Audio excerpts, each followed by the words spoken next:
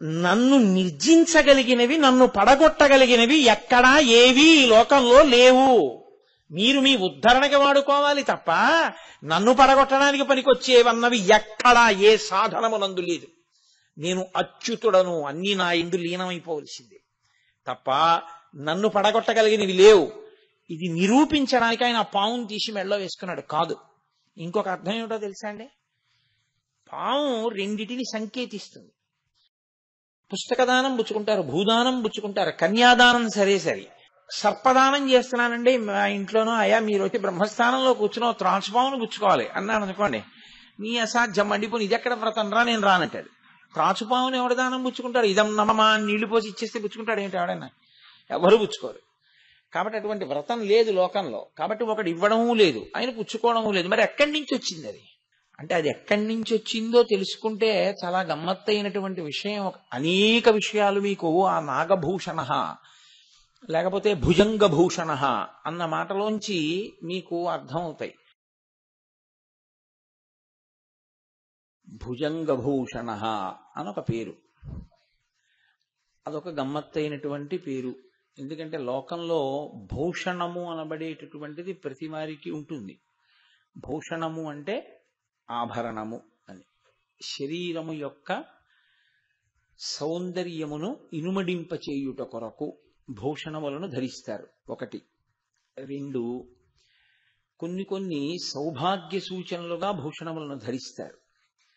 కొన్ని కాళికా పురాణాన్ని అనుసరించి భర్త పక్కన ఉన్నప్పుడు మాత్రమే ధరిస్తారు. 4, అసలు కొన్ని ఆభరణములు లేకుండా వైదిక కర్మాచరణం చెయ్యడం కుదరదు. ఉంగరం ఉందనుకోండి, ఉంగరం లేకుండా ఆచమనం చేయకూడదు. అలా ఆచమనం చేస్తే నెత్తురు చేతిలో పోసుకుని ఆచమనం చేసినట్లు అవుతుంది. కాబట్టి కనీసం దర్భముడి వేసుకోవాలి, వేలికి వేసుకుని ఆచమనం చెయ్యాలి. అందుకని కొన్ని ఆభరణములు తప్పవు, అవి ధరించి తీరాలి ప్రతివారు. మంగళసూత్రం ఇవన్నీ తప్పకుండా ఉంటాయి. ఉండకుండా ఉండడం అనేటటువంటిది వాటికి ఐశ్వర్యంతో ఇంకొక రకమైనటువంటి స్థితితోటి సంబంధం ఏమి ఉండదు. కాబట్టి అన్ని భూషణములు ఒకలాంటివి అని చెప్పడానికి కుదరదు. కానీ ప్రపంచంలో పావుని ఆభరణంగా వేసుకున్నవాడు మాత్రం ఎవరు ఉండడు. ఎందుచేత అంటే ఆభరణము 2 రకములుగా వస్తుంది. ఒకటి మీ అంత మీరుగా చేయించుకున్నది. 2, మీ యొక్క కీర్తి ప్రకాశం చేత కానీ లేదా మీకు బహుమానంగా కానీ వేరొకరి చేత ఇయ్యబడినది కదండి. ఇప్పుడు నాకు మెళ్ళో గొలుసు వేసుకోవాలని కోరిక పుట్టింది. అప్పుడు నేను నా స్వార్జితంతో ఒక గొలుసు వేసుకోవలసి ఉంటుంది. గండపిండేరం అలా సొంతంగా ఎవరికి వాళ్ళు వేసుకోకూడదు. గండపిండేరం ఎవరికి వేస్తారంటే, అయ్యయ్యో ఈయన శరీరం పడిపోతే ఈయన వలన ఉద్ధరింపబడవలసినటువంటి వాళ్ళు కొన్ని 100 మంది ఉన్నాం, మా బతుకులు ఏమైపోతాయి ఈయన పడిపోతే, అందుకని ఈయన కొంతకాలం ఉండాలి ఇంకాను అని కోరుకున్నవారు ఎవరైనా ఉంటే వారు గండపిండేరం వేయాలి. అంతేగాని తనకి తాను గండపిండేరం వేసుకోడు. అందుకే గండపిండేరం వేస్తే ఎవరు వెయ్యాలి అంటే నిజానికి కొడుకులు షష్ఠి పూర్తి వరకే చెయ్యాలి. గండపిండేరం శిష్యులు వేస్తారు. వేసి మా గురువు గారు చాలా కాలం ఇంకా ఉండాలి శరీరంలో అని కోరుకుంటారు. అందుకని 2 రకాలుగానే వస్తాయి భూషణములు. పరమేశ్వరుడికి సౌందర్యమును ఇనుమడింప చేసుకోవడానికి భూషణం పెట్టుకోవలసిన అవసరం లేదు. ఎందుకంటే ఆయన రాశీభూతమైనటువంటి సౌందర్యం. ఆయన సౌందర్యానికి ఒక గమ్మత్తు ఉంటుంది. ఘృత రీతి ఘనీభూతం సచ్చిదానంద విగ్రహం అంటారు. అంటే గడ్డకట్టిన నెయ్యి, పేరుకున్న నెయ్యి ఎలా ఉంటుందో అలా ఉంటాడు ఆయన అని. పేరుకున్న నెయ్యిలా ఉన్నాడు అనడం వెనక ఉన్న మర్మమేమి అంటే, పేరుకున్న నీతికి ఒక లక్షణం ఉంటుంది, కరిగిపోవడం కదండి. ఆయన కరిగిపోయారండి నా మాటలు విని అంటాం. ఆయన కరిగిపోయారండి అంటే అసలు ఆయన ఇక కనపడడానికి ఏం లేదు, అలా అయిపోయాడని. ఆయనకి కరిగిపోయే లక్షణం ఉంది. ఆ కరిగిపోయే లక్షణం అన్నది లేదనుకోండి, అసలు వీరు ఈశ్వరుణ్ణి పట్టుకోవడం అవసరం కదండి. కరిగిపోవడం అంటే శరీరము తరిగిపోతుందని కాదు దాని ఉద్దేశం. ఆయన మనసు వెన్నపూసలా ఉంటుందని. ఆర్తితో పిలిస్తే పలకకుండా ఉండలేనివాడు అని. కాబట్టి ఘృతరీతి ఘనీభూతం అన్న మాటకు అర్థం ఏమిటంటే ఎవరైనా ఆర్తితో పిలిస్తే ఇంకా ఎంత పారవశ్యాన్నో పొంది దిగొచ్చేస్తాడు. ఆ దిగి రావడం కూడా ఎలా ఉంటుందో తెలుసా అండి? ఇంకా తాను అంత దిగి రావలసిన అవసరం ఏం లేదు, అంత దిగొచ్చేస్తాడు. అదేమిటంటే బొత్తిగా మీరే ఎందుకండి ఆ పని చేయడం అంటారు చూడండి. మీరు చేయడం ఎందుకు, ఎవరికి చెప్తే చేయరు, అది మీరే చేశారా వెళ్ళి అంటారు. నా మిత్రుడి మీద నాకు చాలా విశేషమైన ప్రేమ ఉందనుకోండి, నేను 50 రూపాయలు ఇచ్చి ఏమయ్యా ఓ 2 డ్రమ్ములు నీళ్లు తోడిపెట్టు అని ఎవరినైనా అనొచ్చు. ఓ 50 రూపాయలు ఇవ్వగలిగిన శక్తి నాకుంది. కానీ నా మిత్రుడి మీద నాకున్న ప్రేమ ఎటువంటిదంటే నేనే వెళ్ళి 2 డ్రమ్ములు నీళ్లు తోడిపెట్టాను. ఇప్పుడు నేను 2 డ్రమ్ములు నీళ్లు తోడి నా ఒళ్ళు చెమట పట్టేసి ఉంటే ఇంకొక 2 బకెట్లు నేను తోడుతూ ఉండగా ఆఖరణ ఎవరో నన్ను బాగా ఎరుగున్నవారు వచ్చి, అయ్యో అదేంటండి మీరే తోడేయడం ఎందుకు, ఎవరికి చెప్తే తోడం అంటారంటే ఏంటి? అది నువ్వు చేయవలసిన అవసరం ఉందా? నువ్వే చేయవలసిన అవసరం ఎందుకు వచ్చిందంటే అంత ప్రేమ, అంతకి దిగిపోతాడు ఆయన. ఆయన సంకల్పమాత్రం చేత చెయ్యగలడు కాదు, సంకల్పమాత్రం చేత చెయ్యడం మానేసి తాను అలా చేస్తే భక్తుడి పట్ల తన ఔదార్యమునకు అర్థం లేకుండా పోతుందని తానే దిగొచ్చి చేస్తుంటాడు. అవి చాలా గమ్మత్తుగా ఉంటాయి. అలాంటి విశేషాలని మీరు ఆ కోణంలో చూడవలసి ఉంటుంది తప్ప అదేమిటంటే అలా చేస్తే కానీ శివుడు చేయలేడా అండి అని అనకూడదు. మీకు నేను ఒక ఉదాహరణ చెప్పాలి అంటే దానికి బాగా సరిపోయేటటువంటి వాడు మహానుభావుడు నందనార్. నందనార్ చిదంబరం వెళ్ళాలి అనుకున్నాడు. ఆయన అనుకుని యజమానిని అడిగాడు, నేను చిదంబరం వెళదాం అనుకుంటున్నాను నటరాజస్వామి దర్శనానికని. అంటే ఆయన అన్నాడు, వీడికి ఏం పిచ్చే వెర్రా, వీడి చిదంబరం ఎందుకు అనుకున్నాడు ఆయన. ఈయన భక్తి ఆయనకి ఏం తెలుస్తుంది, భక్తి తెలియబడేది కాదు, అర్థం అవ్వాలంతే. కాబట్టి ఆయన అన్నాడు అలాగే దానికి ఉంది వెళ్ళు, అంతవరకే వినపడింది నందనార్కి. వెళ్ళన్నాడు చాలు వెళ్ళిపోవచ్చు యజమాని అనుకున్నాడు. ఆయన అన్నాడు ఇవాళ రాత్రి మనకున్నటువంటి ఓ 3000 ఎకరాల భూమిని దున్నేసి కలుపు తీసేయి, విత్తనాలు వేయి, ఆకుమడి వస్తుంది, ఆకుమడి అంతా తీ, దూరంగా వరి మొక్కలన్నీ పాతు చక్కగా పెంచేయి, ఎక్కడా చీడా పైడా పట్టకుండా చూడు, కంకులు వస్తాయి కోతలు కోసేయి, ఆ కంకులన్నీ దులిపేయి, ధాన్యం అన్ని బస్తాలకి ఎత్తేయి, మన ఇంటికి తెచ్చేయి, గడ్డంతా తీసుకెళ్లి వాము వేసేయి, నువ్వు చిదంబరం వెళ్ళిపో అన్నాడు. ఆయనకి ఏది వినపడిందంటే నువ్వు చిదంబరం వెళ్ళిపో అన్నది ఒకటే వినపడింది. ఆనంద పారవస్యంలో ఉన్నాడు. తర్వాత ఈ మాటలు అర్థమయ్యాయి. ఏమిటి రాత్రి 3000 ఎకరాల భూమి నేను దున్ని పంట పండించేయడమా అని. వెళ్ళు అన్నాడు కదా, దాన్ని ఒక్కదాన్నే ఆయన స్వీకరించాడు. ఆయన అన్నాడు తప్పకుండా మీ చేత ఇది చేసి వెళ్ళు అని ఎవరనిపించాడో వాడే నాకు దర్శనం ఇప్పించడానికి కూడా ఇది చేయించి దర్శనమిస్తాడు. ఇప్పుడు పూచి వాడిది అన్నాడు, వచ్చేసాడు. బ్రహ్మాండమైన వర్షం వచ్చింది. ఆ వర్షంలో అదే ఈశ్వర స్వరూపం, ఆ నల్లమబ్బు మెరుపుతీగా పార్వతీ పరమేశ్వరులు అన్నాడు. నర్తించి పొలం గట్టు మీద పడిపోయాడు. ఆయన సమాధిలోకి వెళ్ళిపోయాడు ఆనందంలో. ఇప్పుడు పరమేశ్వరుడు సంకల్పం చేస్తే అయిపోతాయి అవన్నీ. శివ సంకల్పమస్తు, అదేం పెద్ద విశేషం ఏంటి కాదు. నా భక్తుడు నా మీద ఇంత నమ్మకం ఉంచినందుకు నేనే దున్నుతానన్నాడు. కైలాసం నుంచి ఆయన దిగొచ్చి ఆ పట్టుపంచ పైకి తీసి గోచి పోసి ఎగ్గట్టాడు. ధర్మం వృషభం ఉందిగా ఆయన దగ్గర, ఆ ఎద్దుని పిలిచి కామధేనువుని నాగలి కట్టాడు. తాను స్వయంగా దుక్కి దున్నాడు. పరమశివుడి యొక్క పాదాన్ని స్పర్శ కలిగితే ఆ పొడమి ఎంత పులకించిపోతుంది. మహానుభావుడు విఘ్నేశ్వరుడు విత్తనాలు చల్లాడు. పరమశివుడు అంత చేస్తుంటే ఊరుకుంటుందా? పార్వతీదేవి నీళ్లు తోడిపోసింది, పొలమంతా నీరు పట్టింది ఆవిడ. ఇప్పుడు సుబ్రహ్మణ్యుడు వచ్చాడు, ఆయన వచ్చి కలుపంతా తీసేశాడు, అక్కర్లేని మొక్కలు అంతే. బ్రహ్మాండమైనటువంటి బియ్యం పండేశాయి. ఒక ఎకరంలో ఏదో 7 బస్తాలో 10 బస్తాలో పండవలసింది 100 బస్తాలు పండేశాయి. నందీశ్వరుడు వచ్చాడు, కోతలు కోసేశాడు, ఆ ధాన్యం అంతా బస్తాలకు ఎత్తేశాడు, దాని మీద నందీశ్వరుడు ముద్ర వేసేశాడు. ఈ బస్తాలన్నీ బండికి ఎక్కించాడు, గడ్డంతా వామేసేశారు ప్రమదగణాలందరూను. పరమేశ్వరుడు అంతర్ధానం అయిపోయాడు.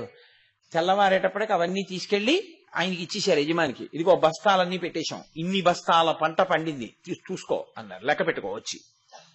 ఆయన తెల్లబోయాడు, ఇదేంటి నేనేదో పరిహాసానికి అన్నాను, ఇవన్నీ ఎవరు దున్నేశారు, ఎవరు కోసేశారు?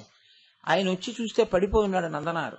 ఆయనకు అర్థమైంది, ఓ ఇతని భక్తికి పరమేశ్వరుడే వచ్చి వ్యవసాయం చేశాడు. ఆయన కాళ్ళ మీద పడి, ఈనాటి నుండి నువ్వు నా సేవకుడివి కావు, నీకు నాకు సగపాలు, నా తోడ పుట్టిన వాడితో సమానం అన్నాడు. ఆయనకి ఐశ్వర్యమా కావాలి? ఆయన నాకు శివదర్శనం చాలని చిదంబరం వెళ్ళిపోయాడు. సరే, ఆ తర్వాత చాలా కథ నడిచింది. అగ్నిహోత్రంలో ప్రవేశించమన్నారు, అగ్నిహోత్రంలోకి వెళ్ళాడు, అది పుష్పహారం అయిపోయింది.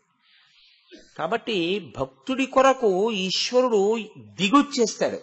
ఎంత దిగొస్తాడు అంటే దాన్ని ఇంత దిగొస్తాడు అని చెప్పడం కుదరదు. ఎందుకొరకు దిగి రావాలి అంటే అది ఆయన యొక్క రూపము. అది బాహ్య సౌందర్యం అంటే బాహ్య సౌందర్యం కూడా. అంతఃసౌందర్యం అంతులేని అంతఃసౌందర్యం. ఆయన చాలా బాగుంటాడు, అందరినీ మోసం చేస్తాడు, ఏమిటి ఉపయోగం? ఆయన పైకంత అందంగా ఉండకపోవచ్చు, జగత్తునంతటిని ఉద్ధరిస్తాడు. పరమాచార్య స్వామి వారు బాహ్యంలో ఎంత అందంగా ఉన్నారు అన్నది ఏ మూర్ఖుడు చూడ్డం, ఆయన అంతఃసౌందర్యమే కదా చూస్తారు. అలా పరమేశ్వరుడు ఘృతరీతి ఘనీభూతం సచ్చిదానంద విగ్రహం. ఆయన సత్తు చిత్తు ఆనందమైనటువంటి వాడు. అంతటి మహానుభావుడు ఆర్తితో ఎవరైనా పిలిస్తే కరిగిపోయేటటువంటి స్వభావం ఉన్నవాడు. అటువంటి పరమేశ్వరుడు ఆయన యొక్క అందాన్ని పెంచుకోవడానికి ఇప్పుడు కొత్తగా ఆభరణం ఒకటి ఆయన పెట్టుకోవలసిన అవసరం లేదు. లేదా ఎవరో ఇస్తే వాళ్ళ ప్రీతి కాదనలేక తాను పుచ్చుకోవాలి. ఎవరిచ్చిన లోకంలో సర్పదానం చేయడానికి అటువంటి వ్రతం లేదు కదండి. సర్పదానము అని వ్రతం ఒకటి ఉంటే అది మీరు నేను కూడా చెయ్యాలి, ఎప్పుడో అప్పుడు చెయ్యొచ్చు. కానీ దానిలో ఉండే ఇబ్బంది ఏమిటో తెలుసా అండి? ప్రతిగ్రహీత ఉండడు. సువర్ణదానం చేస్తున్నాం వచ్చి పుచ్చుకుంటారు, రజిత దానం చేస్తున్నాం పుచ్చుకుంటారు, లవణదానం పుచ్చుకుంటారు, పుస్తకదానం పుచ్చుకుంటారు, భూదానం పుచ్చుకుంటారు, కన్యాదానం సరే. సర్పదానం చేస్తున్నానండి మా ఇంట్లోనూ, అయ్యా మీరు వచ్చి బ్రహ్మస్థానంలో కూర్చున్నావు త్రాచుపామును పుచ్చుకోవాలి అన్నాను అనుకోండి, నీ అసాధ్యం మండిపోని, ఇది ఎక్కడ వ్రతం రా, నేను రానంటాడు. త్రాచుపాముని ఎవడ దానం పుచ్చుకుంటాడు? ఇదం నమమా నీళ్లు పోసి ఇచ్చేస్తే పుచ్చుకుంటాడు ఏంటి ఎవడైనా? ఎవరు పుచ్చుకోరు. కాబట్టి అటువంటి వ్రతం లేదు లోకంలో. కాబట్టి ఒకటి ఇవ్వడము లేదు, ఆయన పుచ్చుకోవడము లేదు. మరి ఎక్కడి నుంచి వచ్చింది అది? అంటే అది ఎక్కడి నుంచి వచ్చిందో తెలుసుకుంటే చాలా గమ్మత్తైనటువంటి విషయం. అనేక విషయాలు మీకు ఆ నాగభూషణ లేకపోతే భుజంగభూషణ అన్న మాటలోంచి మీకు అర్థమవుతాయి. నిజంగా కూడా ఆయన నాగులను ఆభరణంగా పెట్టుకుంటాడు. ఎందుకు పెట్టుకుంటాడు అంటే ఆయన కొరకు కాదు, వాటి కొరకు. మనం చూడండి, ఒక్కొక్కసారి ఆర్తి కలిగిన కాలంలో అయ్యా ఏమనుకోకండి మీ ఇంట్లో ఉండిపోతానంటాం, మీ ఇంట్లో ఉండిపోతానండి అంటారు. ఎందుకంటే అక్కడ ఉంటే రక్షణ కలుగుతుంది అని అలా ఉండిపోతుంటారు. ఒకప్పుడు కృష్ణదేవరాయల వారికి ఆపద వస్తే వ్యాసరాయల వారు ఎవ్వరికీ తెలియకుండా కృష్ణదేవరాయల వారిని సింహాసనం నుంచి దించేశారు. ఆయన్ని దించేసినట్టు కూడా ఎవరికీ తెలియదు. అప్పటికి ఆయన పేరు వ్యాస తీర్థులు, ద్వైతమత ప్రవర్తకులైన ఆయన. రాయలు అన్న పేరు తను తగిలించుకుని వ్యాసరాయలు అన్న పేరుతో పట్టాభిషేకం చేసేసుకున్నారు. ఎందుకని అంటే కుహు యోగం వచ్చింది, అదొస్తే ప్రభువు మరణిస్తాడు. కాబట్టి ఇప్పుడు ప్రభువుని రక్షించడానికి ప్రభువుని పదవిలోంచి తీసేశారు. ఇప్పుడు ఆయన ప్రభువు కాదుగా, ప్రభువు లేకుండా ఉండకూడదు. వ్యాసరాయల వారు సింహాసనం మీద కూర్చున్నారు. ఏ యోగమైనా మహాభక్తుడిని ఏం చేస్తుంది? కాబట్టి వ్యాసరాయల వారిని ఏం చేయలేకపోయింది. ఆ కాలం వెళ్ళిపోయిన తర్వాత మళ్ళీ ఆయన కృష్ణదేవరాయల వారికి పట్టాభిషేకం చేసేశారు. చేసేసి వ్యాసరాయల వారు వెంకటాచలం వెళ్ళిపోయారు. స్వామి పుష్కరిణి ఆ గట్టు చివర ఉండే హనుమ దేవాలయం వ్యాసరాయల వారు ప్రతిష్ఠ చేసింది. మన ప్రారంధం ఏమిటంటే వెంకటాచలానికి రికమెండేషన్ లెటర్లు ఇచ్చేవాళ్ళు చాలా మంది ఉంటారు, కానీ పెద్ద పెద్ద పదవుల్లో వచ్చిన సామాన్య భక్తులకి ఏ దేవాలయం ఏమిటి, దాని ప్రాముఖ్యత ఏమిటి అని చెప్పడానికి 500 రూపాయలు పెట్టి బోర్డు పెట్టడానికి బహుశా తిరుమల తిరుపతి దేవస్థానం వారికి నిధులుంటావు. మిగిలిన అక్కర్లేని వాటి అన్నింటికీ నిధులుంటాయి, రికమెండేషన్ లెటర్లు ఇవ్వడానికి చాలా మంది ఉంటారు. అది ప్రారబ్ధ కర్మ ఇవాళ భక్తులకి. అందుకని అక్కడ దేవాలయానికి ఆ బోర్డు ఉందో లేదో కూడా నాకు తెలియదు.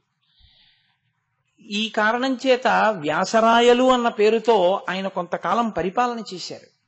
అంతటి మహానుభావుడు. కాబట్టి తలుచుకుంటే సంకల్ప బలం చేత మృత్యువుని గట్టెక్కించగలిగినటువంటి సమర్థత కలిగినటువంటి మహాపురుషులు ఉంటారు లోకంలో. పావుని దానం పుచ్చుకోవడం కానీ, పావుని ఒంటి మీద వేసుకోవడం కానీ ఎవ్వరూ చేయరు. ఎవ్వరూ ఎందుకు చెయ్యరు అంటే ఒక్కటే కారణం, పాము మృత్యువునకు సంకేతం. అందుకే పావుని మనం చూశామా అన్నది ప్రధానం కాదు, పాము మనని చూసిందేమో అన్న అనుమానంతో సగం చచ్చిపోతాడు. పాము చూసిందో చూడలేదో తెలియదు, అక్కడ పడుకుంది, ఈయన చూశాడు, వెళ్ళిపోయాడు.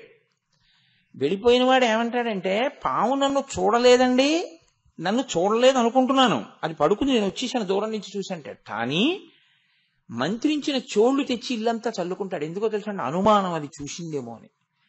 చూస్తే ఏమవుతుంది? ఇంకేం ఉండదు, చచ్చిపోవడమే. పాము మృత్యువునకు సంకేతం. అందరూ మృత్యువుకి భయపడతారు. లోకంలో మృత్యువునకు భయపడనటువంటి వాడు ముక్త పురుషుడు.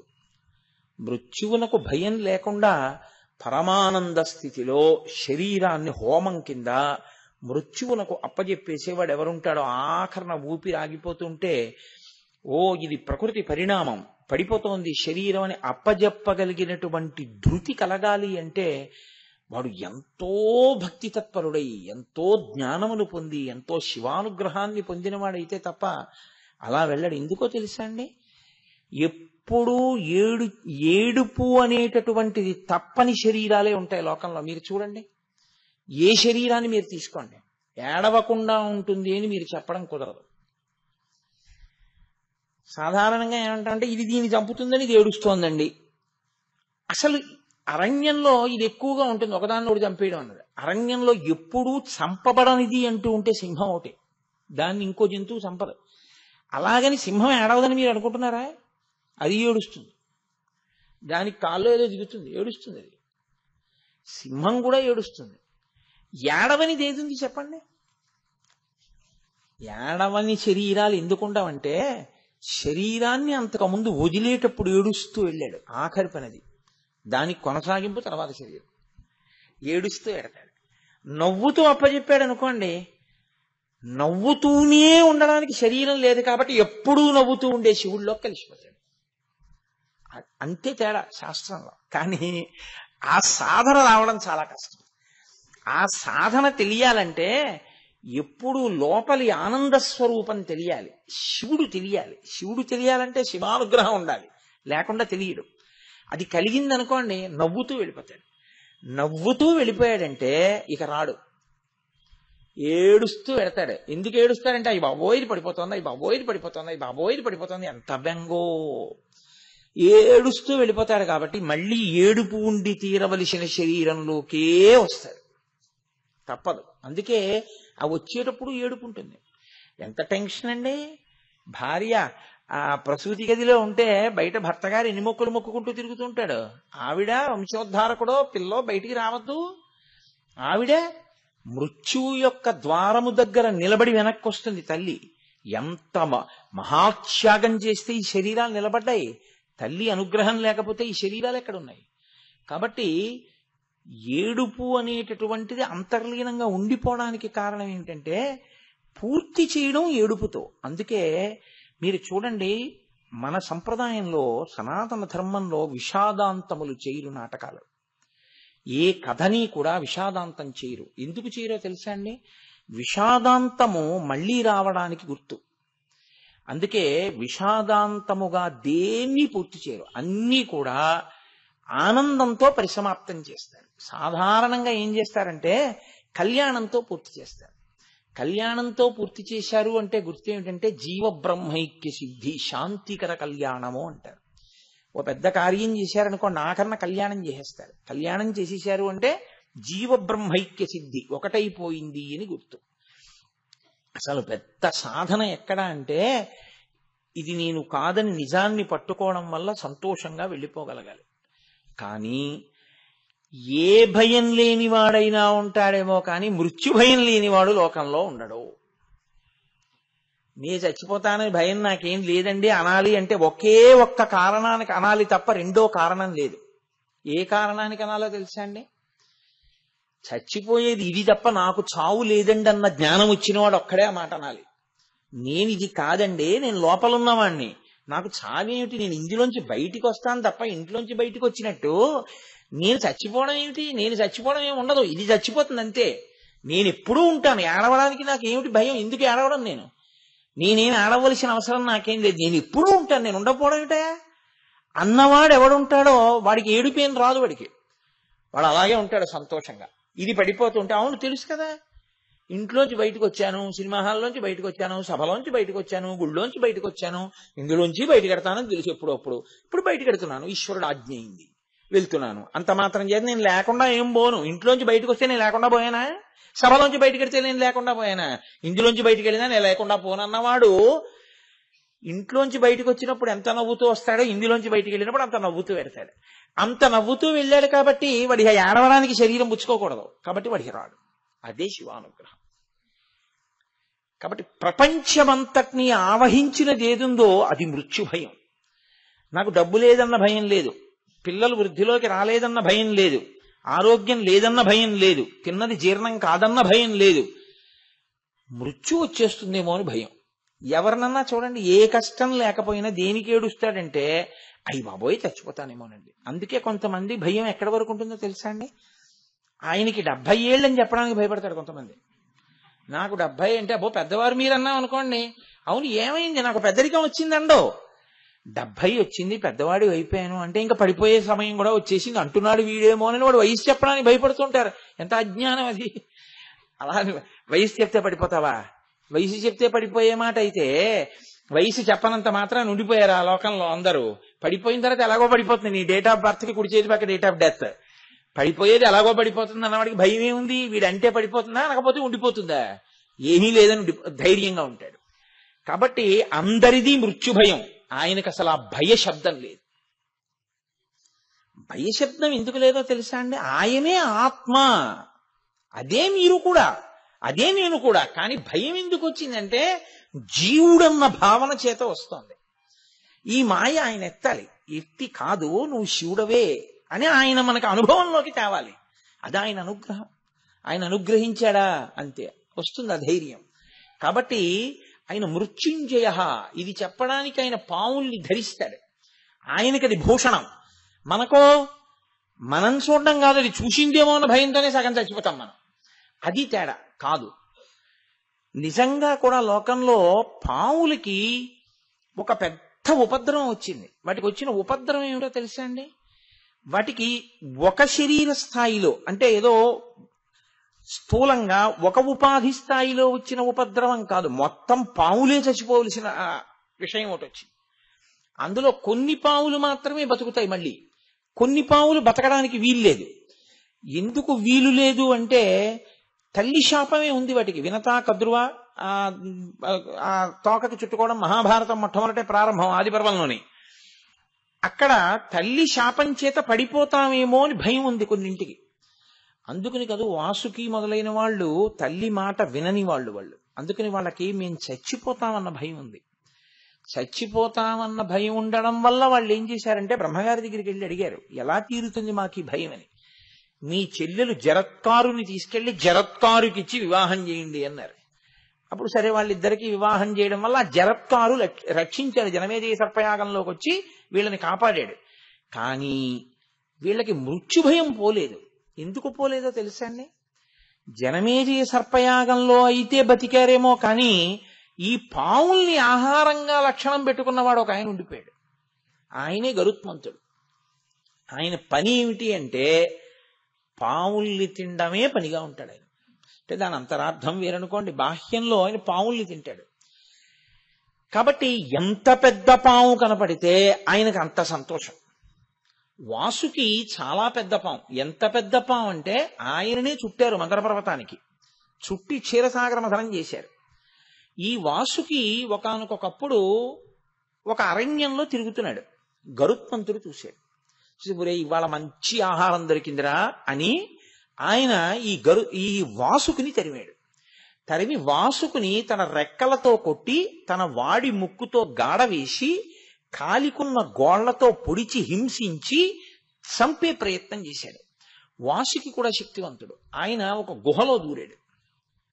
ఒక గుహలో దూరి శరీరాన్ని లోపలికి పెట్టి పడగనొకదాన్ని పైకి పెట్టి పడగ మీద మణుల యొక్క కాంతులన్నింటినీ కూడా పైకి వెదజల్లాడు. అంత కాంతి పడితే కళ్ళు సరిగ్గా కనపడవు. గరుత్మంతుడికి ఉన్న గొప్ప శక్తి ఏమిటంటే చూడగలగడమే. వైనతేయులు 7వ అంతరంలోంచి చూస్తారు. వాళ్ళు ఎంత దూరం నుంచి అయినా చూస్తారు. అది వాళ్ళకే ఉన్న శక్తి. రామాయణంలో కిష్కింధకాండలో చెప్తారు. కాబట్టి ఇప్పుడు ఆయనకి చూడగలిగిన శక్తిని తగ్గించడానికి ఆయన మణుల కాంతిని వెదజల్లాడు. వెదజల్లి పక్షి కొంచెం దూరంగా ఎప్పుడు వెళ్ళిపోతుందంటే అగ్నిహోత్రాన్ని చూస్తే వెళ్ళిపోతుంది పక్షి. చెట్టు కింద మంటలు ఉన్నాయనుకోండి, పక్షులు లేచి వెళ్ళిపోతాయి. అందుకని నోట్లోంచి విషాగ్నిని వెదజల్లాడు. ఈ విషాగ్నికి మణుల కాంతికి మరింత కోపం వచ్చింది గరుత్మంతుడికి. ఇవాళ వాసుకిని చంపి తీరుతానని ఇటు వాసుకి ఇటు గరుత్మంతుడు భయంకరమైన యుద్ధం చేస్తున్నారు. తండ్రి కశ్యప ప్రజాపతి ఆయన వచ్చాడు. వచ్చి అన్నాడు, ఒరే తినడానికి నీకు ఇంతకన్నా ఆహారం లేదురా, ఏమిట్రా ఈ ఉపద్రవం, ఏమిటి కొట్టుకోవడం, ఊరుకో అని ఆయన వేరే ఒక పెద్ద విశేషాన్ని ఒకదాన్ని చెప్పాడు. ఫలానా చోటుకెళ్ళు, ఫలానా చోట ఒక బ్రాహ్మణుడు ఉన్నాడు, ఆ బ్రాహ్మణుడిని తిన్నప్పుడు కంఠం మండుతుంది, మండినప్పుడు బయటికి ఉమ్మేసి. సరే అదంతా వేరు కాదనుకోండి, ఇప్పుడు అప్రస్తుతం, నేను దాని జోలికి వెళ్ళను ఇప్పుడు, ఎందుకంటే వెళితే మళ్ళీ అది ఇంకొక వైపుకి వెళ్ళిపోతుంది ఆ ఏరంతా. కాబట్టి నువ్వు వాళ్ళు అటువైపుకి వెళ్ళు అంటే గరుత్మంతుడు వెళ్ళిపోయాడు. వాసుకి ఒళ్ళంతా దెబ్బలు తిని ఉన్నాడు. ఆయన అన్నాడు, నాకు ఎలా రక్ష, ఇవాళ నువ్వు వచ్చావు వదిలిపెట్టేశాడు. కానీ గరుత్మంతుడు ఎప్పుడో అప్పుడు నా కోసం తిరుగుతూనే ఉంటాడు. నేను ఏ పుట్టలోంచి బయటకు వచ్చినప్పుడో గబుక్కుని నేను ఏదైనా ఆహారాన్ని తిని కదలలేక ఉన్న స్థితిలోనో కొట్టేస్తాడు. వేగమునకు ప్రసిద్ధి గరుత్మంతుడు. పైనుంచి వస్తాడు, తాను కింద ఉంటాడు, తాను ఎగరలేడు. ఎలా అంటే ఆయన అన్నాడు, ఎంతటి నీకున్నది మృత్యుభయం, ఎప్పుడైనా చంపేస్తాడని భయం కదూ, ఈ మృత్యుభయం నుంచి గట్టెక్కి సావడం భయం నుంచి నువ్వు పైకెళ్ళిపోయి నువ్వే ఇంకోళ్ళకి వరం ఇవ్వగలిగినటువంటి శక్తికి నువ్వు ఎదిగిపోవాలంటే నీ ఎదురుగుండా గరుత్మంతుడున్నా నువ్వు మాత్రం వచ్చిన భక్తులని అనుగ్రహించి వరాలివ్వగలిగిన స్థితికి ఎదగాలంటే శివుణ్ణి పట్టుకో అన్నాడు. అంటే ఆయన పరమశివుణ్ణి ఆశ్రయించాడు. ఇప్పుడు పరమశివుడు ఏం చేశాడంటే, నీకేం భయం లేదు లేవయా, నేనున్నానని ఒకసారి అలా తడివి తీసి మెళ్ళో వేసుకున్నాడు. అది వాసుకి.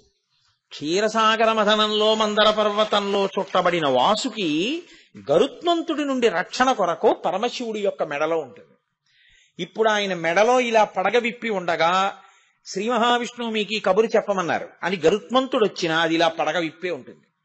ఎందుకని అంటే శివసన్నిధిలో భయం లేదు. ఇప్పుడు దానికి ఎంత భయం లేకుండా పోయిందో తెలుసా అండి. ఆయన హాలాహలం తాగుతుంటే అగ్నిహోత్రాన్ని తాగుతున్నా అది కందను కూడా కందలేదు, కిందకు కూడా వదలలేదు. అయితే శివుణ్ణి పట్టుకున్న వాళ్ళ స్థితిలా ఉంటుంది. ఆయన ఇంకో వరం ఇచ్చాడండి. శివుణ్ణి పట్టుకోవడం అంటే ఒక అందుకు పట్టుకుంటే ఎంత దూరం పెడుతుందో చూడండి ఆయన అనుగ్రహం అంటే. అది శివానుగ్రహం అంటే. అందుకే లోకంలో శాపవాక్కు ఒకటి ఉంటుంది. ఏమిటో తెలుసా అండి ఆ శాపవాక్కు? నీకు శివభక్తి లేకుండుగాక అని శపిస్తారు. ఐశ్వర్యభంగం అయిపోవాలంటే, వీడు ఐశ్వర్యం చేత చాలా ఉద్ధతితో ప్రవర్తిస్తున్నాడంటే నీ ఇంట జిల్లేడు చెట్టు పుట్టుగాక అంటారు. ఇంట జిల్లేడు చెట్టు గాని పుట్టిందా ఆ ఇల్లు సర్వనాశనం అయిపోతుంది. ఇంకా ఆ ఇల్లు కొన్నాళ్లకి జిల్లేడు చెట్లు పెంచితే ఆ ఇంట ఎవరు నివాసం ఉండకుండా పైన ఉన్నటువంటి ఆచ్ఛాదన రూఫ్ పడిపోయి మొండి గోడలతో నిలబడిపోతుంది ఆ ఇల్లు అని. నీ ఇంట జిల్లేడు చెట్టు పుట్టుగాక ఐశ్వర్యభంగం, నీకు శివభక్తి లేకుండుగాక ఆత్మోద్ధరణ ఉండదు. కాబట్టి శివభక్తి అంత ముఖ్యం ప్రతివాడికి. శివభక్తి లేకపోతే వాడి ఆత్మకి వాడు ఉద్ధారకుడు కాలేడు, వాడు పైకి రాలేడు. అందుకే చేతులారంగ శివుని పూజింపడేని అంటారు పోతన గారు.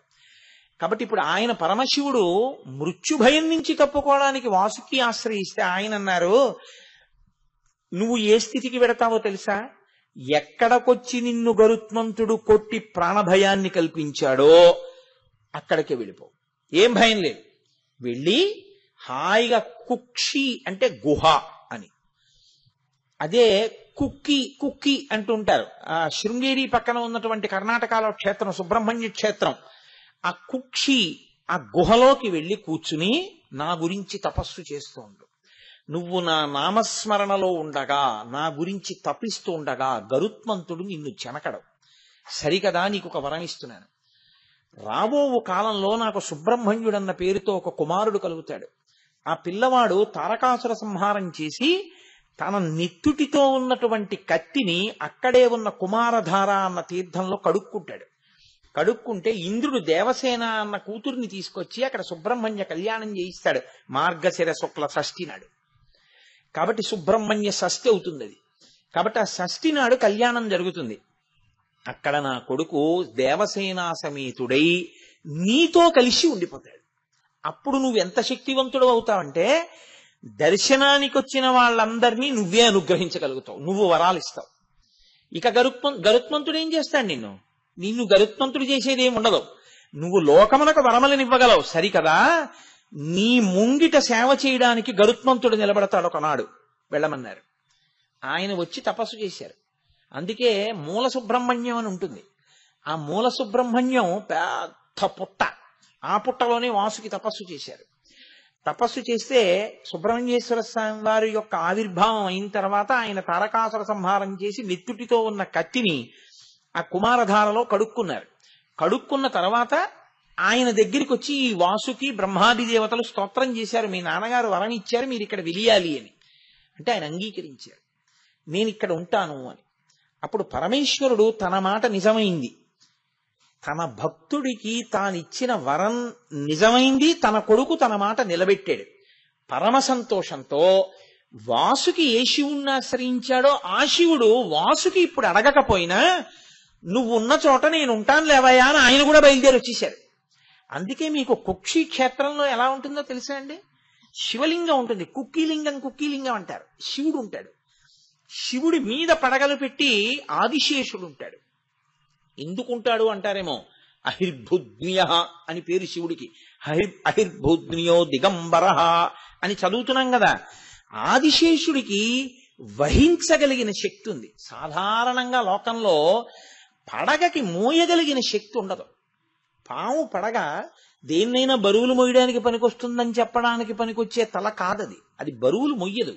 మీరు ఎక్కడైనా పాము తల మీద బరువు పెట్టి మోయించడం, లేకపోతే అదేదైనా బరువులు మోసుకుంటూ వెళ్ళిపోతుండడం పడగ మీద మీరు ఎక్కడా చూడరు. మరి ఆదిశేషుడు తన పడగలతో ఈ భూమండలాన్నంతటినీ ఎలా మోస్తున్నాడు అంటే, పాతాళలోకమునందు ఉన్నటువంటి ఆదిశేషుని యందు ఈ భూమి కదలకుండా నిలబెట్టడం కోసమని ఆదిశేషుడు తన పడగల మీద భరించగలిగినటువంటి శక్తిగా ఆదిశేషుని యందు ప్రవేశించాడు పరమేశ్వరుడు. ఎందుకు ప్రవేశించాడు అంటే, ఒకనాడు తనకి అల్లెత్రాడయ్యాడు త్రిపురాసుర సంహారంలో. అందుకని అహిర్భుజ్ఞ అంటే ఆదిశేషుని యందు ప్రవేశించి ఈ భూమి కదలకుండా పట్టుకోవడంలో ఆయన పడగలకి అంత శక్తినిచ్చాడు. అందుకే ఆదిశేషుడు శివప్రవేశం వలన అంత మహాజ్ఞాని అయి ఉత్తరోత్తర కాలమనందు ఆయన పతంజలి రూపంలో వచ్చి మహాభాష్యము అన్న పేరుతో మహాగ్రంథాన్ని వెలయించాడు. మూకశంకరులు మూక పంచశతిలో దాని మీద మహాభాష్య వ్యాఖ్య అంటూ పెద్ద స్తోత్రమే చేశారు. కాబట్టి పరమేశ్వరానుగ్రహం అహిర్భుజ్ఞుణ్ణి చేసి ఆదిశేషుని పడగలకి మోయగలిగిన శక్తినిచ్చింది. కాబట్టి శివశక్తి తన యందుండి ఇంత స్థితిని పొందినవాడు. కాబట్టి ఈ శివలింగం మీద ఆదిశేషుడు పడగలు పట్టుంటాడు. ఈయన అనుగ్రహమే నన్ను భూమిని మోసేట్టు చేసింది. ఈ అనుగ్రహంతో నేను ఈయనకి పడగలు పట్టి నా ఛత్రాన్నై నేను సేవ చేసుకుంటానని ఆదిశేషుడు పడగలు పడతాడు. పడగల కింద కుక్షీలింగం ఉంటుంది. ఇప్పుడు ఈ ఆదిశేషుడి పడగల మీద వాసుకి ఉంటాడు. ఎందుకని? శివుణ్ణి ఆశ్రయించిన వాడు ఎంత శక్తిని పొందగలడో చూపించడానికి ఆదిశేషుడి కన్నా పైన వాసుకి ఉంటారు. ఈ వాసుకి పైన సుబ్రహ్మణ్యేశ్వరుడు ఉంటాడు. అయితే వాసుకి ఊపిరిలోంచి విషం వస్తుంటుంది. ఎప్పుడు విషం వస్తుంది కాబట్టి మీరు లోపలికి వెళ్ళడం కుదరదు. కుక్షిలో లోపలికి వెళ్ళడం కాదు, గుడి తలుపులు చాలాసేపు వేసున్న తర్వాత తలుపులు తీస్తే ఎదురుగుండా కానీ వెడితే రోగము సంప్రాప్తిస్తుందేమో అని భయం చాలా మందికి ఏమి అదే చెప్తారు. అందుకే కుక్షి క్షేత్రంలో ఏం చేస్తారంటే గరుడ స్తంభం ఉంటుంది ఎదురుగుండా. ఈ గరుడ స్తంభం ఏం చేస్తుందంటే వాసుకి విడిచిపెట్టినటువంటి విషజ్వాలల్ని విరిచేస్తుంటుంది. అందుకని ఆ సేవ చేసుకోవడానికి నించుంది గరుడ స్తంభం తప్ప ఇప్పుడు వాసుకిని ఏమీ చేయలేకపోయాడు. ఎందుకని? శివలింగం ఉంది కింద, పరమశివుడు ఉన్నాడు. పరమశివుడున్న కారణం చేత వాసుకి గరుత్మంతుని వలన భయం లేకుండా పోయింది. అక్కడ వాసుకి ఏం చేస్తాడో తెలుసా అండి? అత్యద్భుతమైనటువంటి ఉపకారం చేస్తాడు. ఈశ్వరుడికి నివేదన అయిన తర్వాత అక్కడ ఉండేటటువంటి అర్చకులు అన్నం తింటారు. అర్చకులు అన్నం తిన్న తర్వాత మిగిలిపోయినటువంటి విస్తళ్ల మీద దొల్లడం ఒక సేవ అక్కడ. అది ఎన్నో సంవత్సరాల ముందు బుక్ చేసుకుంటారు. బుక్ చేసుకుంటే ఆ బ్రాహ్మణులు అక్కడ ఉన్న అర్చకులు భోజనం చేసి విడిచిపెట్టేసిన విస్తళ్లు వేస్తే దాని మీద దొల్లి వాళ్ళ భక్తి విశ్వాసాలతో అనారోగ్యం నుంచి బయటకు వస్తారు, చర్మ వ్యాధులు పోతాయని. అందుకే మీరు కుక్షిలో ఎప్పుడైనా లైన్లో దర్శనానికి క్యూలో నించుంటే అటు ఇటు చూస్తే, జాగ్రత్తగా పరికించి చూస్తే, ఏదో 4 బస్సుల్లో ఓ ఊరు వాళ్లే వెళ్ళిపోయి నించుంటే వాళ్లే ఉంటారు అటు ఇటు, అది వేరు విషయం. మీరు ఏ ఒక్కరో వెళ్ళి నిలబడితే మీ ముందు, మీ వెనక, మీ పక్కన చాలా మంది రకరకాల చర్మ వ్యాధిగ్రస్తులు నిలబడి కనపడతారు. ఎందుకో తెలుసా అండి? అక్కడ వాసుకి శక్తి అటువంటిది. ఆయన సుబ్రహ్మణ్యుడు కలిసి ఆ కుమారధార యందు స్నానం చేస్తే చర్మ వ్యాధులు పోగొడతారు. అందుకే అక్కడికి వెళ్ళి స్నానం చేస్తుంటారు. అక్కడికి వెళ్ళి ఆ విస్తరాకులు మీరు దొల్లుతారు. అక్కడ సుబ్రహ్మణ్యేశ్వర స్వామి వారి అనుగ్రహం అండి. ఎదర వస్తోందిగా మార్గశీర్ష శుక్ల షష్ఠి. ఆ మహానుభావుడు కనపడి చెప్పాడు, దేవాలయాన్ని నిర్వహించేటటువంటి వ్యక్తులకి, ప్రధానుడికి కల్లో కనపడి చెప్పాడు, మీరు నాకు నైవేద్యం పెట్టడానికి ఎప్పుడూ లోటు రాకుండా అక్షయ పాత్రని పంపిస్తున్నాను. ఆయన గుడి పక్కనే వెడుతుంటుంది ఒక తీర్థం. తీర్థము అన్నదానికి అర్థం ఏమిటి నేను మీకు పూర్వం ఒకసారి చెప్పాను. అందులో స్నానం చేస్తే యజ్ఞం చేసిన ఫలితం వేస్తారు, దానికి తీర్థం అని పేరు. కాబట్టి అక్కడే వెడుతుంది. ఆ తీర్థంలో ఉన్నాయి అక్షయ పాత్ర. నాకు సేవ చేసినప్పుడు దర్పణం చూపిస్తారు, దర్పణం దర్శయామి అని. ఆ అద్దం అక్కడ ఉన్నాయి, గుడి పక్కన కొట్టుకొచ్చి వరదలో వెళ్ళి తెచ్చుకోమన్నారు. ఆయనకి నిన్న రాత్రికి అలొచ్చింది. ఆయన ఇవాళ పొద్దున్న స్నానం చేసి గుడి దగ్గరికి వచ్చి చూశాడు, ఇంత వరదలో నిలబడతాయా అని.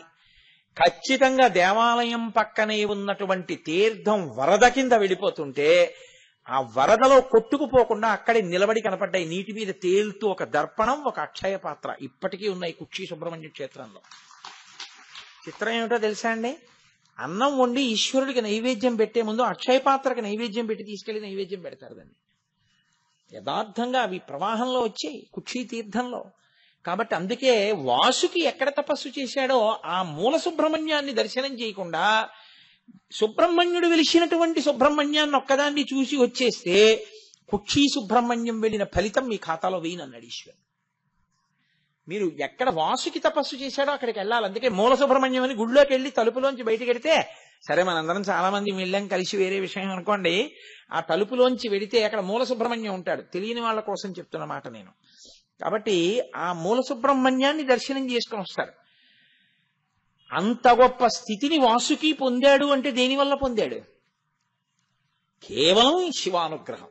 అందువల్ల ఆయన నాగభూషణుడయ్యాడు. అంటే నన్ను పట్టుకున్న వాళ్ళు ఎవరుంటారో వాళ్ళకి మృత్యుభయం తీరిపోవడం కాదు, అనుగ్రహించగలిగిన శక్తి పొందుతారు. నాలా ఇంత స్థితిని ఇవ్వగలను.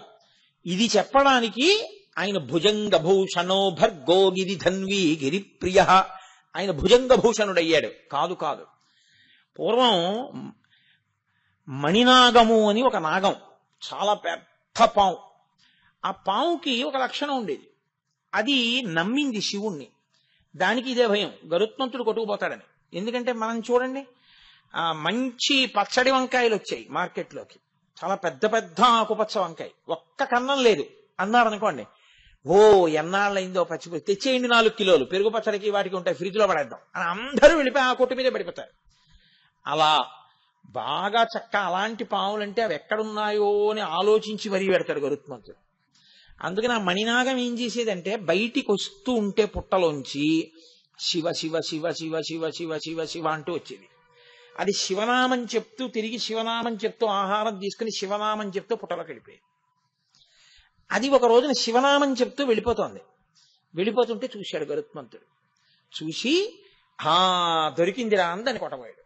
అది నిర్భయంగా పాకుతూ శివ శివ శివ శివ అంటూ వెళ్ళిపోతాం. పరమేశ్వరుడు, ఆయనకి తెలియందే ఉండండి, ఆయన సర్వజ్ఞ, ఆయనకు అన్నీ తెలిసి ఎక్కడేం జరుగుతోందో. ఎప్పుడూ నా పేరు చెప్పే అలవాటు ఉన్నటువంటి మణినాగాన్ని గరుత్మంతుడు కొట్టబోతున్నాడు. ఆయన వెంటనే నందీశ్వరుణ్ణి పిలిచి అన్నాడు, వెళ్ళి రక్షించన్నాడు. నంది ఒకడు, శివుడు ఒకడు కాడు, అందుకే వాళ్ళ మధ్యలోకి వెళ్ళాం. వెంటనే నంది, నేను వెళ్లి గరుత్మంతుణ్ణి చెనకితే బాగుండదు, శివకేశవులు రెండుగా కనపడే ఒకరు, శ్రీ మహావిష్ణువుకి చెప్తే ఆయన వాహనం కాబట్టి ఏమిటయా ఈ పని అంటారు, మేమిద్దరం ఈక్వల్స్, నేను ఈయన వాహనాన్ని ఆయన వాహనం, కాబట్టి బొత్తిగా ఏమైనా నువ్వు ఓ మాట చెప్పపోయావా అంటాడేమో రేపు పొద్దున వాళ్ళ ఓనర్ గారికి చెప్పేస్తే గొడవ వదిలిపోతుంది. అందుకని చెప్పి ఆయన వెళ్ళి విష్ణువుకి చెప్పారు, శివాజ్ఞ, మణినాగాన్ని రక్షించమంటున్నారు, గరుత్మంతుడు తరుగుతున్నాడు. ఆయన వెంటనే గరుత్మంతుడిని పిలిచి వెనక్కిరా అన్నాడు. అంటే మంచి కోపంతో తరుగుతున్నాడు కదండి, ఇది నా ఆహారం, ఆహారాన్ని దూరం చేయకూడదు అంటూ తరిమేడు. ఆహా, నేను పిలిచినా రామే, నీ శక్తి క్షీణించుగాక అన్నారు విష్ణువు. పడిపోయిన కింద గరుత్మంతుడు. మణినాగం నిర్భయంగా శివ శివ శివ శివ అంటూ వెళ్ళి దాని ఆహారం అని తీసుకుని ఆయన పక్క నుంచే వెళ్ళిపోయి పుట్టలోకి వెళ్ళిపోయింది. అప్పుడు ఆయన ఆలోచించాడు, అరేరే, నేను ఇలా అయిపోవడానికి కారణం ఈ మణినాగాన్ని తరిమాను. శ్రీ మహావిష్ణువు కబురు చేశారు, నేను వినలేదని అప్పుడు క్షమార్పణ చెప్పి ప్రార్థన చేశాడు. విష్ణువు శక్తినిచ్చారు. ఈయన వెళ్లి శ్రీ మహావిష్ణువు పాదాల మీద పడి, ఈశ్వరా నాకంత శిక్ష వేస్తారా అన్నాడు. అంత శిక్ష వేయడానికి కారణం నేను వేసింది కాదు, శివాజ్ఞ. అది శివశివ శివశివ అంటూ తిరుగుతుంది, నువ్వు తరమబోయావు. ఆయన వెంటనే కబురు చేశారు. కాబట్టి నందీశ్వరుడు వచ్చాడు, నీ శక్తి అందుకు తీసేశారు. శివాజ్ఞ పరిపాలించవలసిందే అందరం. కాబట్టి శివశివ శివశివ శివశివ అనుకున్న మణినాగం బతికిపోయింది ఆయన అనుగ్రహంతో. ఏది సంతతము ఆయన్ని ధరించిందో అది ఆయనకి భూషణం కాదండి. భూషణం అంటే ఏంటి? ధరింపబడినది భూషణం కదా. ఇప్పుడు నేనేదో ఈ ఓ ద్రాక్షహారం వేసుకున్నాను, అప్పుడు నాకు అది భూషణం, నేను ధరించాను కాబట్టి. అది నన్ను ధరించింది. ఎలా? దానికి చైతన్యం ఉంటే ఎప్పుడూ నన్నే లోపల వహించి భరిస్తోంది అనుకోండి, అప్పుడు అది నాకు భూషణం, నేను దానికి భూషణం. అందుకే ఆ మణినాగమును గరుత్మంతుడు చెనకలేకపోయాడు. ఆయనే సామాన్యుడు కాడు, పరమేశ్వరుడు. అంటే లోకంలో ఎవ్వరూ చెయ్యనంత ఉపకారం చేసినవాడు. గరుత్మంతుని చేత నిత్య భయం ఉన్నటువంటి పాములకి అభయం ఇచ్చి తన ఒంటి మీద వేసుకుని కాపాడినవాడు. అందుకనే ఆయన భుజంగభూషణుడయ్యాడు. ఇది బాహ్యంలో ఉండే. ఇలా నేను చెప్తూ వెళితే, నేను ఇప్పుడు మీకు చెప్పినవి స్కంద పురాణాంతర్గతమైనటువంటి విశేషాలను తీసుకొచ్చి మీకు ఆ మహేశ్వర ఖండంలోంచి వాటిల్లోంచి కొన్నిటిని చూపించాను. ఇలా నేను ఎన్ని తీసుకొచ్చి చూపించినా అనంతము, వాటికి ఏం అంతు ఉండదు, ఎన్నైనా చెప్తాం. ఆదిశేషుడు ఆయన కాలికి గజ్జెగా ఎందుకు అవుతాడు అని ఒక విషయం ఉంది. ఇప్పుడు అది నేను చెప్పడం మొదలెడితే భుజంగ భూషణతో సరి నాకేమో ఇదేంటి హాఫ్ అన్ అవర్ లెఫ్ట్ అని బెల్ కొట్టడానికి టైం దగ్గరికి వచ్చేసింది. ఇంకా 2 రోజులు ఉంది, పూర్తి అయిపోవాలి సిలబస్ కదా. అందుకని ఆయన భుజంగ భూషణం, ఆయన భుజంగమును ధరిస్తాడు. కాదు కాదు, భుజంగం అన్న మాటకి ఒక అర్థం ఉంది. భుజంగం అంటే ఏమిటో తెలుసా అండి? పాము, పైకి అర్థం. పాముకి ఒక లక్షణం ఉంటుంది, మీరు చూడండి. ఏదైనా కదిలిందనుకోండి అంతా కదులుతుంది. ఇప్పుడు నేను లేచాను అనుకోండి, నా శరీరం అంతా కదులుతుంది.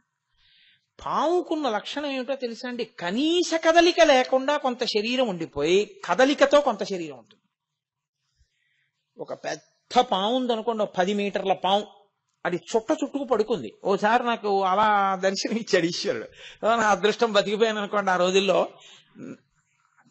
మీరు పరిహసించవలసిన విషయం అనుకుంటున్నారా? ఏ సామాన్యంగా బతికి బట్ట కట్టాను అనుకుంటున్నారా? నేను కటిక చీకట్లో హెడ్ లైట్ వేసుకోవడం మర్చిపోయి వెళ్ళిపోయాను స్కూటర్ మీద. తీరా దగ్గరికి వెళ్ళేటప్పటికి అలా చూస్తే ఏదో పెద్దది పడుకున్నట్టు అనిపించింది. ఆ రోజుల్లో నేను సామర్లవాడలో పనిచేసేవాడిని. ఆ పక్క పొదల్లోంచి అక్కడ నల్లత్రాసు ఉంటుంది అని చెప్పేవారు మా వాళ్ళు. అయ్యి బాబాయ్, పాము కాదు కదా అని లైట్ వేశాను. ఇక పామేది?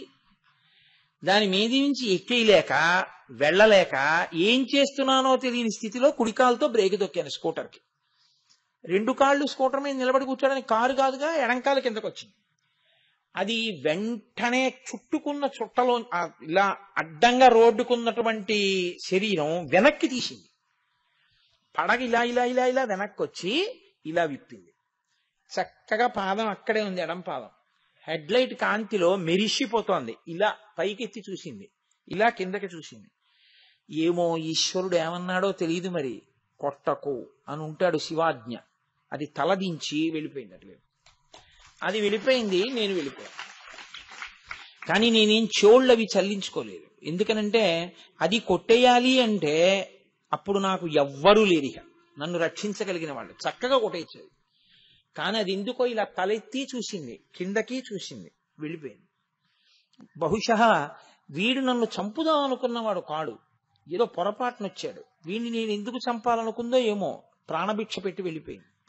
ఈశ్వరుడు వీడేదో శివాలయ పునర్నిర్మాణంలో 30 రోజులు ఉపన్యాసాలు అవి చెప్పవలసిన అవసరాలు కొన్ని ఉన్నాయనుకున్నాడో ఏమో ఉంచేశాడు. కాబట్టి ఆనాడు అది కరవలేదు. కాబట్టి అది ఏం చేస్తుందంటే ఓ చుట్ట చుట్టుకుని పడుకుందనుకోండి, ముందు దాని తలొకటే కదులుతుంది. తలొక్కటి కదిలి వెడుతుంటే మిగిలిన చుట్ట అలాగే ఉంటుంది. చుట్టంతా ఏం కదిలిపోద్ది దానికి, ఏదో పులి పరిగెడితే లేచిపోయినట్టు, ఏనుగు పరిగెడితే ఒళ్ళు లేచిపోయినట్టు లేచిపోద్ది దానికి. మిగిలిన చుట్ట అలాగే ఉంటుంది. కొంత భాగాన్ని బయటికి వస్తుంది. ఆ తర్వాత అది వెళ్ళిపోదాము అనుకుంటే మాత్రం అలా కదిలి కదిలి కదిలి కదిలి కదిలి కదిలి వెళ్ళిపోయిన తర్వాత చిట్ట చివర తోక భాగం కదిలి వెళ్ళిపోతుంది. ఆ చుట్ట అలా విప్పుకుంటుంది, విప్పుకుని విప్పుకుని విప్పుకుని విప్పుకుని కదులుతుంది. అప్పుడు మొత్తం పాము కదులుతుంది. లేకపోతే ఒక్కొక్కసారి అక్కడ వరకే వెళ్ళి మళ్ళీ వెనక్కి వచ్చి ఇచ్చేది, చుట్టంతా కదలదు. అది కాలము యొక్క స్వరూపం. కాలము భూత భవిష్యత్ వర్తమాన అని 3 కింద కదిలిపోతుంటుంది. చుట్టొక్కటి చుట్టుకు పడుకుంటుంది పావులాగే. అది భూతకాలముగా తినేస్తుంది కొన్నింటిని. గడిచిపోయిన కాలంలో మా నాన్నగారు, మా అమ్మగారు, మా తాతగారు, మా అక్కయ్య గారు అందరూ పడిపోయారు. భవిష్యత్, ఆ భవిష్యత్తులో కూడా తింటుంది, వర్తమానమునందు తింటూ ఉంటుంది. కాలరూపంగా కదులుతుంది. ఆ కదలికకి చుట్టలు చుట్టుకున్నటువంటి ఆ పాము యొక్క శరీరం, ఆ కదలికని కాలం అంటారు. కాలమునకున్న లక్షణం ఏమిటంటే పాపపుణ్య ఫలితములనిచ్చుట, శరీరములనన్నిటినీ పడగొట్టివేయుట. అన్ని కాలంలో పడిపోతాయి.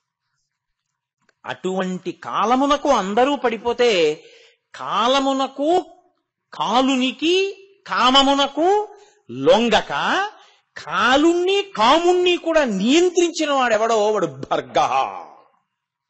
అందుకని ఆయనకి అది ఆభరణం. అది ఆయన చెవి పక్కన ఇలా పడగ విప్పు ఉంటుంది, కానీ ఆయన ఇలా నిర్భయుడై ఉంటాడు. ఎందుకని అంటే ఆయన ఆ కాలుణ్ణి ఇటు కాముణ్ణి వశం చేసుకున్నవాడు. ఇది చెప్పడానికి ఆయన భుజంగ భూషణ కాదు. భుజంగం అన్న మాట ఎందుకు వాడారో తెలుసా అండి? భుజంగం అంటే భుజం, అది వక్రయత, ఒకలా కాకుండా ఎప్పుడూ కూడా చలతీతి ఇది భుజంగ. వంకర టింకర్లగా నడిచేటటువంటి అలవాటు దేనికుందో దానికి భుజంగం అని పేరు. పాముకి నిలువుగా వెళ్ళడం ఎప్పుడూ రాదు. పాము ఎప్పుడు ఇలా వంకర టింకరగానే వెడుతుంది. వంకర టింకరగా వెళ్లే అలవాటు తనంత తాను ఉండిపోయింది ఏదో తెలుసా అండి? ఇంద్రియములతో కూడిన మనసు. ఇంద్రియాలు, మనసు తనంత తాను ఇప్పుడు కూడా లేస్తూనే సుప్రభాతం చేసుకుందాం, చక్కగా పూజ చేసుకుందాం, ఈ లోకాన్నంతటినీ మన కుటుంబంలా చూసుకుందాం, ఎవరి డబ్బు గురించి మనం ఆశపడద్దు, ఈశ్వరుడికి నైవేద్యం పెట్టి తిందాం, సూర్యోదయానికి లేచిపోదాం అలా అంటుంది ఏమిటి? అలా ఏమందో. మనసు ఇంద్రియములు ఎప్పుడు వంకర టింకరగా తిరుగుతాయి. కుటిలం చరతీతి ఇది భుజంగ. భుజం కుటిలం చరతీతి. కుటిలం అంటే వంకర టింకరగా తిరుగుతుంది. ఈ వంకర టింకర తిరుగుడంతా దేనివల్ల అలవాటైందంటే ఈ ఇంద్రియములతో సుఖములను అనుభవించడానికి అలవాటు పడి ఈ మనసు ఎప్పుడు వంకర టింకర తిరుగుడే తిరుగుతుంది తప్ప తిన్ననైనటువంటి నడక దీనికి రాదు. ఇలా తిన్ననైన నడక రానటువంటి మనసుని ఈశ్వరుడి దగ్గర పెట్టేస్తే ఆయన దాన్ని భూషణ మెడలో వేసుకుంటాడు. ఆ మనసుని ఆయన స్వీకరించి ఆయనే శరణాగతి చేసిన వాడి మనసుని నడిపించగలిగినటువంటి బాధ్యతని తాను స్వీకరించి మిమ్మల్ని తనకి ఆభరణంగా ఆయన స్వీకరించేస్తాడు. అందుకని ఆయన భుజంగ భూషణ. ఏమండి, మరి మేము గతంలో చేసిన పాపాలు మీరు ఒక్కటే జ్ఞాపకం పెట్టుకోండి. మీకు ఒక్కసారి భగవద్భక్తి కలిగి ఆర్తి కలిగిన తరువాత ఎలుగెత్తి త్రికరణ శుద్ధిగా మీరు పిలవడం మొదలుపెట్టిన తరువాత కూడా మిమ్మల్ని క్షమించి ఉదారుడై మిమ్మల్ని ఉద్ధరించి మీకు పలకకపోతే మీరు ప్రార్థన, పశ్చాత్తాపము, ప్రాయశ్చిత్తము ఈ మాటలకి వాంగ్మయంలో చోటు ఉండదు. ఇక ప్రార్థన అసలు నేను ఎందుకు చెయ్యాలి? నేనేదో పాపం చేశాను, ఏమీ కుదరదు, ఇప్పుడు నేను మారానంటే కుదరదు, అవి అనుభవించు అని ఈశ్వరుడు అన్నాడు అనుకోండి. అప్పుడు నేను ఇంకిప్పుడు మారడానికి అసలు ఎందుకు సాధన చేయడం? ఎందుకు ఇప్పుడు ప్రయత్నం చేయడం? నేను ఎలాగో నేను చేసినవన్నీ అనుభవించాలి, ఇప్పుడు చేసినవి ఎప్పుడో అనుభవంలోకి వస్తాయి. కాబట్టి ఆయన ఏం ఉపకారం చేస్తాడు? ఆయన ఏమీ చేయడు. మీరు ఏ కర్మలు చేశారో ఆ కర్మలు ఈశ్వరుడి కన్నా గొప్పవి కూర్చున్నాయి. అవునా కదా? మీరు కొంచెం జాగ్రత్తగా ఆలోచించండి. నేను గోదానం చేశాను, ఆయన ఫలితం ఇస్తాడు. నేనేదో ఎవరినో బాధ పెట్టాను, దానికి ఫలితం ఇస్తాడు. నేను బాధ పెట్టినటువంటి పాపాన్ని తీయలేడు, నేను గోదానం చేసిన పుణ్యాన్ని ఆయన తీసేయలేడు. ఇప్పుడు కర్మ గొప్పదా, ఈశ్వరుడు గొప్పవాడా? కర్మ గొప్పది. అప్పుడు ఈశ్వరుడి స్థితి ఏమిటి? అది కాదు సనాతన ధర్మంలో. మీకొకసారి పశ్చాత్తాపం కలిగి త్రికరణ శుద్ధిగా మీరు ఈశ్వరుణ్ణి ప్రార్థిస్తే అది ఘృతరీతి ఘనీభూతం దయాళువై పాపమునకు ఇవ్వవలసిన భయంకరమైన ఫలితాన్ని బాగా తగ్గించేసి ఇచ్చేస్తాడు. అంత తగ్గించి ఇవ్వగలిగినటువంటి కృపకి, ఆ స్థితికి మహానుభావుణ్ణి ఇప్పటికైనా మారి మనం ఆయన పాదాలు పట్టుకుందాం అనుకుంటాం. పుణ్యాన్ని ఎందుకు తీసేయడం? అది ఉన్నా కూడా మీరు అనుభవించడానికి శరీరంలోకి రావాలి. కాబట్టి ఇప్పుడు పుణ్యము లేదు, పాపము లేదు, అనుభవించడానికి ఏమీ లేకపోతే రావడం ఎందుకు? ఎత్తి మెళ్ళబడేసుకుంటాడు. ఇంత పాపపు నడవడి కలిగిన వాడిని ఆయనకు ఆభరణం అయిపోయాడంటే, ఒకప్పుడు పాపపు నడవడి, ఇప్పుడు ఆయన మెళ్ళో ఉంటే ఆరాధనీయము. అది ఆ వాసుకి మీకు అనుగ్రహ ప్రదాత అయిపోతాడంతే జీవుడు, ఆ స్థితిని పొందేస్తాడు. ఇది చెప్పడానికి ఆయన భుజంగభూషణ. భక్తి అన్న మాటకు అర్థం ఏంటి? వేదం చెప్పింది చేస్తే కదా భక్తి. అప్పుడు భక్తి లేని స్థితే, భక్తి ఉన్న స్థితే అది. అది మెట్ట వేదాంతం అంటారు, అర్థం లేని వాదం, అది పిడివాదం. కాబట్టి ఆ స్థితిలో ఎవడు నిలబడతాడో వాడికి ఆ కర్మలు మళ్ళీ ఇంకా ఫలితాన్ని ఇవ్వడము అనేటటువంటిది ఉండదు. ఆయన ఖాతాలో ఆఖరికి వెళ్ళేటప్పటికి ఈశ్వరుడు ఏం చేస్తాడంటే కుడి చేతి వైపు పేజీ మీద ఇలా కొట్టేస్తాడు. ఏం లేదు, పాపం తీసేశాను, పుణ్యం తీసేశాను. పుణ్యం లేదు, పాపం లేదు, అనుభవించడానికి ఏం లేదు. కాబట్టి ఏం చేస్తాడు? నవ్వుతూ వెళ్ళిపోయే స్థితి ఇచ్చేస్తాడు. నవ్వుతూ వెళ్ళిపోయాడు కదా, రావక్కర్లేదు, తన మెళ్ళో పడేసుకుంటాడు. అది పాము అని మీరు అనుకుంటున్నారు, కానీ ఇప్పుడు అది భుజంగభూషణ, తన మెళ్ళో వేసుకుంటాడు. ఇది ఆయన ఇవ్వగలడు కాబట్టి ఇమ్మని ప్రార్థించారు. నేనేమీ చెయ్యలేదని చెప్తున్నాను, నన్ను అనుగ్రహించన్నారు కొంతమంది. శ్రీశైలేషు భజింతునో యభవ కాంచీనాథు సేవింతునో కాశీవల్లభు కల్వబోధున మహాకాళేషు పూజింతునో నా శీలం మణువైన మేరుమణుచున్ రక్షింపవే నీ కృపాశ్రీ శృంగార విలాసహాసముల చేసి కాళహస్తీశ్వర అంటాడు ధూర్జటి. కాబట్టి భుజంగభూషణ అంటే కుటిలముగా వంకర టింకర్లగా తిరిగేటటువంటి అలవాటు ఉండిపోయినటువంటి స్థితి నుంచి ఉద్ధరించగలిగిన వాడు. అంటే మనసు కోర్కెతో వెంపర్లాడకుండా చేయగలిగినటువంటి స్థితి ఉన్నవాడు. అయితే మీరు నాతో ఒక మాట అనొచ్చు, అయితే ఏమండి భాగవత సప్తాహం చేద్దామని ఉంది, ఆ కోరిక కూడా మాకు పుట్టకూడదా? మరి అది కూడా కోరికేగా. మరి ఆ కోరిక తీర్చుకుంటే మళ్ళీ ఇంకోసారి సప్తాహం చేద్దాం అనిపిస్తే తప్పేమో. మీరు ఎప్పుడూ ఒకటి గుర్తుపెట్టుకోండి, వెంకటేశ్వర స్వామి వారి ముందు నిలబడి ఇద్దరు నమస్కారం చేశారు. ఒక ఆయన అన్నాడు, ఈశ్వర నా కొడుక్కి మంచి ఉద్యోగం వచ్చేటట్టు చూడు. ఇప్పుడు ఆయన కామిత భక్తుడు, ఆయనకి కామ్యముతో నమస్కరించినాడు. ఇంకొక ఆయన అన్నాడు, ఈశ్వర మా ఊళ్ళో వెంకటేశ్వర వైభవం చేద్దాం అనుకుంటున్నాం, నిర్విఘ్నంగా వెంకటేశ్వర వైభవం యొక్క ప్రయోజనం అందరికీ అందేటట్లుగా చూడు అన్నాడు. ఇద్దరూ కోరికలు కోరిన వాళ్లేనా? కాదు. శాస్త్రంలో ఎవడు కేవలము ఈశ్వర భక్తిని మాత్రమే కోరాడో వాడు కోరనివాడు.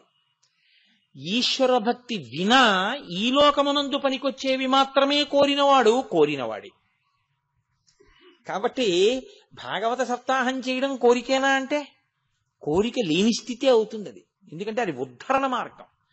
మీరు ఒక్కటే గుర్తుపెట్టుకోవాలి, తాడే ఇలా తిప్పేశారు, కట్టేశారు, ఇలా తిప్పేశారు, విప్పేశారు, అప్పుడు తాటిని తిప్పారు, ఇప్పుడు తాటిని తిప్పారు. కానీ ఒకసారి తిప్పితే కట్టుకుంది, ఒకసారి తిప్పితే విప్పుకుంది. ఈశ్వరుడి ముందుకెళ్ళి నిష్కామంగా ఈశ్వర కార్యం చేయడం తాడు విప్పుకోవడం, ఈశ్వరుడు ముందుకెళ్ళి కామంతో కార్యం చేయడం, కామం అంటే కోరికతో మీరు ఒక పని చేయడం, కట్టుకోవడం, అది కట్టుకోవడమే. నాకో పుణ్యం వస్తుందండి అని చేశాను అనుకోండి, ఆ పుణ్య ఫలితాన్ని అనుభవించడానికి రావాలి. అది వద్దు, ఇది వద్దు, చేసేసి ఉమామహేశ్వర బ్రహ్మార్పణమస్తు, వాడు చేయించాడు, వాడికి వెళ్ళిపోయింది. నీకేముంది? ఏమీ లేదు. నాకేం అక్కర్లేదు కూడా. కాబట్టి ఇప్పుడు ఇటు లేదు అటు లేదు, 2 పేజీలు లేవు, పుస్తకం ఏంటి ఇంకా. కాబట్టి వాడు నవ్వుతూ వెళ్ళిపోతాడు. కాబట్టి చేసిన కర్మని ఈశ్వరునికి ధారపోసి బ్రతుకుట త్రికరణ శుద్ధిగా. నీకు ఫలితం ఈశ్వరుడే. ఇలా చేసిన వాడు ఎవడుంటాడో వాడిని ఈశ్వరుడే పొదివి పట్టుకుని ఉంటాడు. ఇంకంతకన్నా ఏం కావాలి నీకు? ఈశ్వరుడే కాపాడుతుంటాడు. అది అచంచల భక్తి. అటువంటి స్థితిని పొందుట కొరకు ఆ మార్గమును దిద్దగలిగిన వాడెవరో వాడికి భుజంగభూషణుడని పేరు. ఎన్ని అర్థాలు వస్తున్నాయి చూడండి. నామం ఒకటే, కానీ ఆ ఒక్క నామంతో ఎన్నిటినో ప్రతిపాదన చేస్తారు. లోకంలో అవతల వాణ్ణి పడగొట్టడానికి ఎన్నో సాధనములు ఉంటాయి. దృష్టి దగ్గర నుంచి, దృష్టి కూడా పడగొట్టడానికి సాధనం తెలుసా అండి. చూడకూడని రీతిలో అసూయతో అదే పనిగా చూస్తే అవతలి వారిలో ఉండే తేజస్సు క్షీణిస్తుంది. నేను అలా క్షీణించకుండా కొన్ని జాగ్రత్తలు తీసుకుంటూ ఉంటారు. అప్పుడు ఆ దృష్టి నుంచి ఇది విరిగిపోతుంటుంది. అలా విరగగొట్టగలిగినది ఎలా ఉంటుందో అలా అది శివం. ఈశ్వరుని యందు ఈశ్వరుని పడగొట్టడానికి మీకు ఏ సాధనములు ఉండవు లోకంలో. మీకు బాహ్యంలో ఎవరినైనా పడగొట్టడానికి ఏవైనా ఉంటాయేమో, కానీ లోకంలో ఈశ్వరుణ్ణి పడగొట్టడానికి మాత్రం ఏదీ లేదు. అందుకే సనాతన ధర్మంలో ఈశ్వరుడే చచ్చిపోవడం అనేది ఎప్పుడూ ఉండదు. భగవంతుడే భక్తుల చేతిలో చనిపోవుట ఆ మాట అసలు ఉండదు ఆయన దగ్గర. రాక్షసుల చేతిలోనో భక్తుల చేతిలోనో ఆయనే చచ్చిపోతే ఇంకేమిటి ధర్మం ఎక్కడి నుంచి వస్తుంది? కాబట్టి ఈశ్వరుడే అచ్యుతుడై ఉంటాడు. ఆయన్ని పడగొట్టలేరు, ఏ సాధనము చేత పడరు. బాహ్యంలో అయితే ఆయన సృష్టించాడు, ఆయన మంత్రం ఆయన మీద వేస్తే అప్పుడు ఆయన మంత్రం పని చేయకపోతే ఆయనే పని చేయనట్టు అయింది. అప్పుడు ఆయన మంత్రానికి ఆయన పడిపోడా? ఈ ఆలోచన ఒకటి వచ్చింది ఒకప్పుడు, తెలుసా అండి. అందుకే తత్వ విచారణ చెయ్యాలి మీరు ఎప్పుడు. దారుకావనంలో పరమేశ్వరుడు వెళ్ళిపోతున్నాడు, ఆయనకి నిస్సంగుడు. ఆయన అందం వాళ్ళ భార్యల్ని పాడు చేస్తుందేమో అని ఋషులు అనుకున్నారు. ఎప్పుడూ వైక్లభ్యము లేని జ్ఞానం ఉండడం అంటే చాలా కష్టం. ఋషులకు కూడా భ్రంశం అవుతుంటుంది అప్పుడప్పుడు. ఏమీ తెలియని వాళ్ళల్లా ఉండేవాళ్ళు ఎవరంటే అమాయకుల్లా ఉండేవాళ్ళు ఎవరో వాళ్ళకే నిశ్చల భక్తి ఉంటుంది. అన్నీ తెలిసిన వాడికి అమావాస్య మరణం, ఏమీ తెలియని వాడికి ఏకాదశి మరణం అంటారు. అందుకే భాగవతంలో కూడా ఇలాంటి ఘట్టం ఒకటి ఉంది. ఋషిపత్నులు కృష్ణుడికి అన్నం తెచ్చి పెట్టుట అని. కంసుడికి భయపడి ఋషులు తేలేదు, ఋషిపత్నులు తీసుకొచ్చి పెట్టారు. పెడితే మోక్షం పొందారు వాళ్ళు. అలాగే దారుకావనంలో పరమశివుడు వెడుతుంటే ఋషిపత్నులు ఆయన వెంట వెళ్ళారు. ఋషులకు ఆగ్రహం వచ్చింది, అదేమిటి ఈయన మా పత్నులు ఆయన వెంట వెడుతున్నారని. ఆగ్రహం వచ్చి వెంటనే పరమేశ్వరుణ్ణి నిర్జించాలని బాహ్య సాధనములు కొన్ని వేశారు ఆయన మీదకి. ఒక ఇనప శూలాన్ని వేశారు, ఆయన దాన్ని వంచిలా పట్టుకున్నాడు. అలా ఒక పులిని విడిచిపెట్టారు, దాన్ని తోలు ఒలిచి కట్టుకున్నాడు. ఆఖరణ వాళ్ళు ఏం చేశారంటే ఆయన మంత్రములతో సృజించినవి ఆయన రూపములే కాబట్టి ఆయన్ని పడగొట్టకపోతే ఆయనే పని చేయనట్టు అవుతుంది. కాబట్టి అదే వేసేస్తామని ఒక ఆభిచారిక హోమం చేసి అందులోంచి ఒక పావుని సృష్టించి ఆయన మీదకి విడిచిపెట్టారు. ఆయన పావు దగ్గరికి వస్తుంటే దాన్ని తీసి ఇలా పట్టుకుని అలా మెళ్ళో పడేసుకున్నాడు. పడేసుకుంటే అలా కూర్చున్నది. ఎన్ని పావులు అనుకుంటున్నారు? ఒక్క పావు కథ అనుకుంటున్నారా? ఆయన మెళ్ళో ఉన్న పావులన్నీ కథలు మొదలు పెడితే పావులు ఎన్నున్నాయో అన్ని కథలవుతాయి. కాబట్టి భుజంగ భూషణ అంటే అదే అయిపోయే నామం కాదు అది. ఆ భుజంగ భూషణ తత్వము ఎంత వెళ్ళిపోతుందో, ఎంత దూరం వెళ్ళిపోతుందో. కాబట్టి నన్ను నిర్జించగలిగినవి, నన్ను పడగొట్టగలిగినవి ఎక్కడా ఏవి ఈ లోకంలో లేవు. మీరు మీ ఉద్ధరణకి వాడుకోవాలి తప్ప నన్ను పడగొట్టడానికి పనికొచ్చేవన్నవి ఎక్కడా ఏ సాధనమునందు లేదు. నేను అచ్యుతుడను, అన్ని నా యందు లీనమైపోవలసిందే తప్ప నన్ను పడగొట్టగలిగినవి లేవు. ఇది నిరూపించడానికి ఆయన పావును తీసి మెళ్ళో వేసుకున్నాడు కాదు. ఇంకొక అర్థం ఏమిటో తెలుసా అండి? పాము రెండిటిని సంకేతిస్తుంది. ఒక పాము మనం శాస్త్రంలో ఎలా చెప్తామంటే నీచమైన పాము అని చెప్తాం. ఇంకొక పాము ఎప్పుడూ అనుగ్రహ స్వరూపమైన పాము అని చెప్తాం. అందుకే మీరు చూడండి, నాగస్పర్శ లేని దేవత ఉండరు.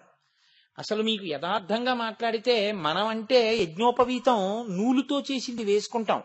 పరమేశ్వర స్వరూపాలు ఏవి కూడా యజ్ఞోపవీతాలు నూలుతో చేసినవి కాని బంగారంవి కాని వేసుకో. అవి నాగ యజ్ఞోపవీత ధారణం, ధారిణం. ఆయన నాగమును యజ్ఞోపవీతంగా వేసుకుంటాడు, పావుని వేసుకుంటాడు యజ్ఞోపవీతంగా.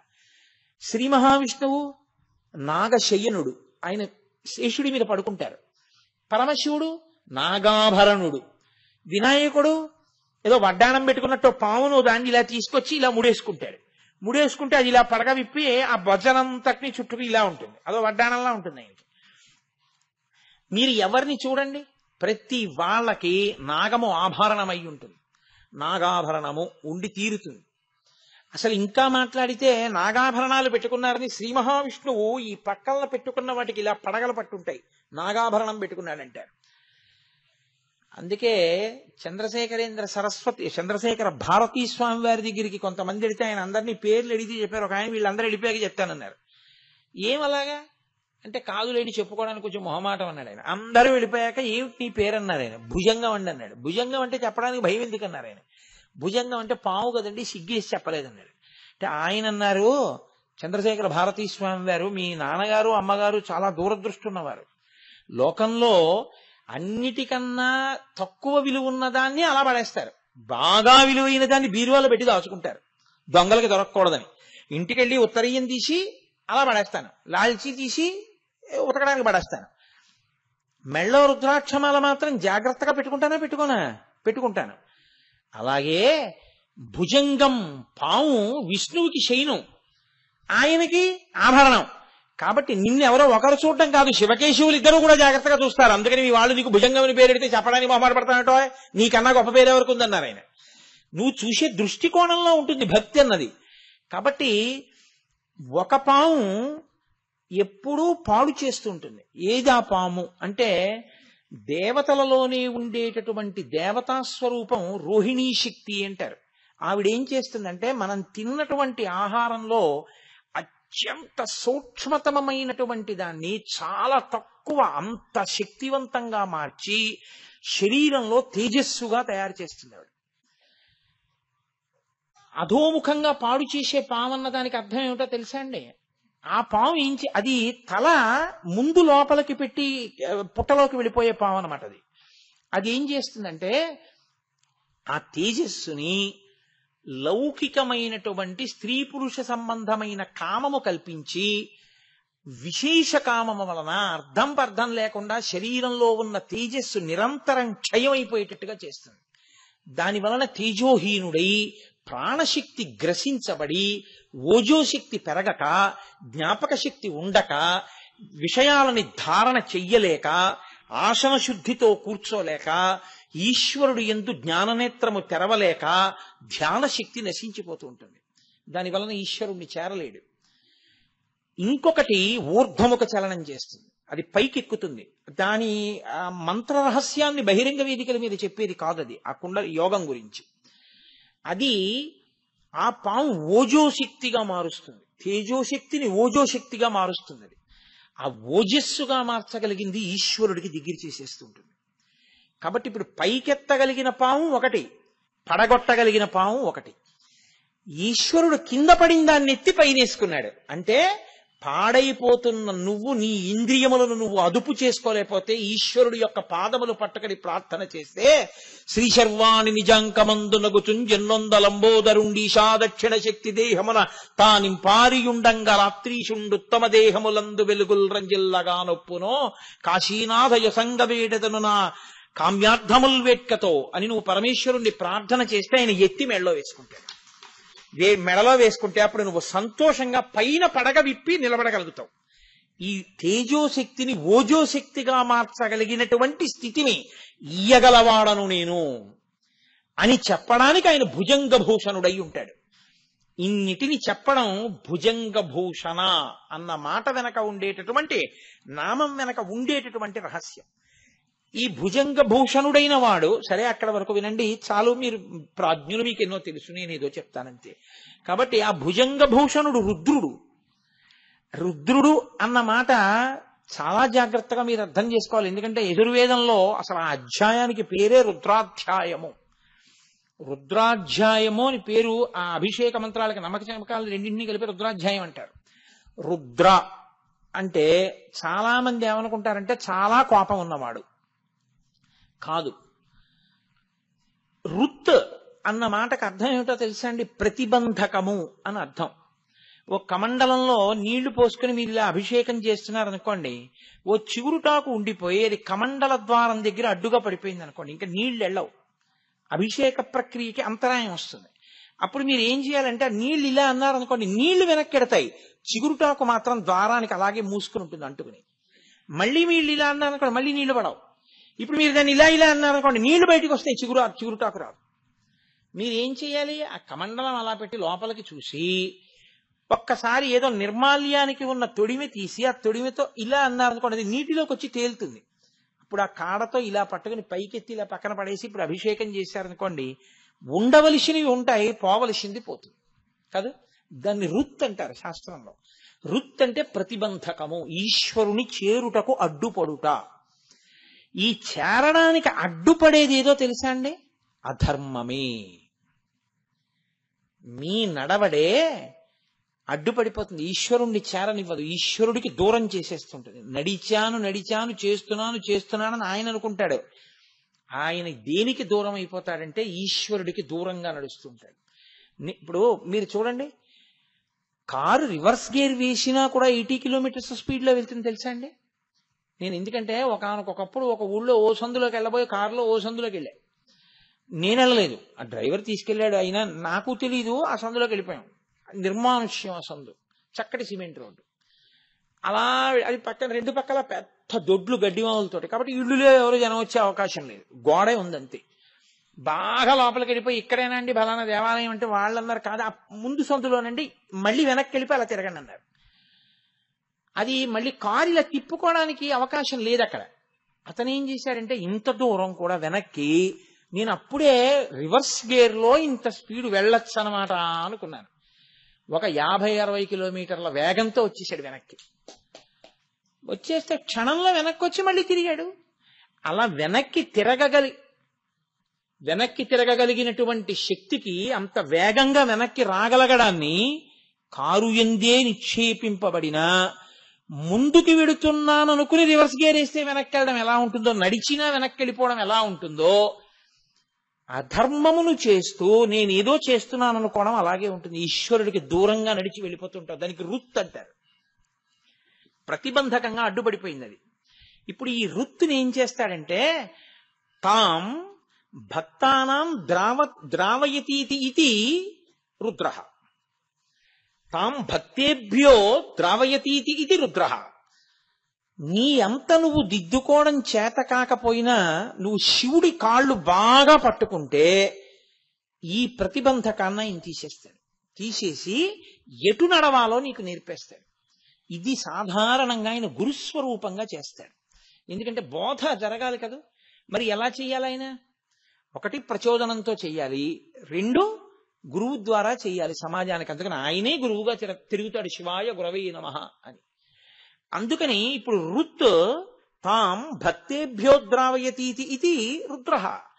భక్తుల యొక్క అధర్మాన్ని పోగొట్టి ఆయన భక్తులు ఈశ్వరుణ్ణి చేరే మార్గాన్ని చూపించగలిగిన వాడై ఉంటాడు. నేను రుద్రః అంటే ఎప్పుడు చంపేసేవాడు, కోపంతో ఉండేవాడని మీరు అనుకోకూడదు. లేకపోతే రుద్రాభిషేకం ఎందుకండి? ఏ తప్పు చేయకపోయినా, ఏ కోరిక లేకపోయినా అభిషేకం నిరంతరం ఎందుకు చేస్తారు? అధర్మం అడ్డుపడిపోయి నేను చెడిపోకుండా నన్ను రక్షిస్తూ ఉండమని అభిషేకం చేస్తూ ఉంటారు. కాబట్టి ఆయన అలా కాపాడగలిగిన వాడు కాదు. వృత్యా ధర్మాన్ అవలోకయతి ప్రాపయతి ఇతివా రుద్రః. వృత్యా అంటే వాక్కు, వాక్కు చేత అవలోకయతి ప్రాపయతీతి. ఆయన మీకు బోధ చేసి ఆ బోధని మీరు ఆచరించడం వల్ల సంతృప్తి చెంది తాను మిమ్మల్ని పొందేస్తాడు, లేదా మీరు ఆయన్ని పొందే శక్తిని మీకు ఇచ్చేస్తాడు. అలా ఇవ్వగలిగిన వాడు కాబట్టి ఆయన రుద్రః కాదు, ఘోర రూపంతో ఉంటాడు ఆయన. అదే పనిగా అధర్మం చేసేవాడి పట్ల ఘోర రూపుడై పాప ఫలితాన్ని ఇస్తాడు, ఇప్పుడు పడగొడతాడు, అప్పుడు రుద్రః. అందుకే ఆయనదే ఘోర రూపం, ఆయనదే శివస్వరూపం. అఘోరేభ్యో దఘోరేభ్యో ఘోర ఘోరధరిభ్యః సర్వేభ్యః సర్వసర్వేభ్యో నమస్తేస్తు రుద్రరూపేభ్యః. ఆయనే శివ, ఆయనే ఘోర రూపం, ఆయనే శివస్వరూపం. ఎలా అవుతాడు అంటే, పాప ఫలితాన్ని ఆయన ఇస్తున్నప్పుడు నీలో ఒక మార్పు రావాలి. ఏదో చేసి ఉండకపోతే నాకు ఇంత దుఃఖం రాదు, ఎంత తప్పు చేస్తే ఈ దుఃఖం వచ్చిందో, కాబట్టి భరించలేను ఈ దుఃఖాన్ని అనుకుంటే నేను ఇక నుంచి తప్పులు చెయ్యవద్దు అన్న మార్పు వచ్చిందనుకోండి, అది శివానుగ్రహం.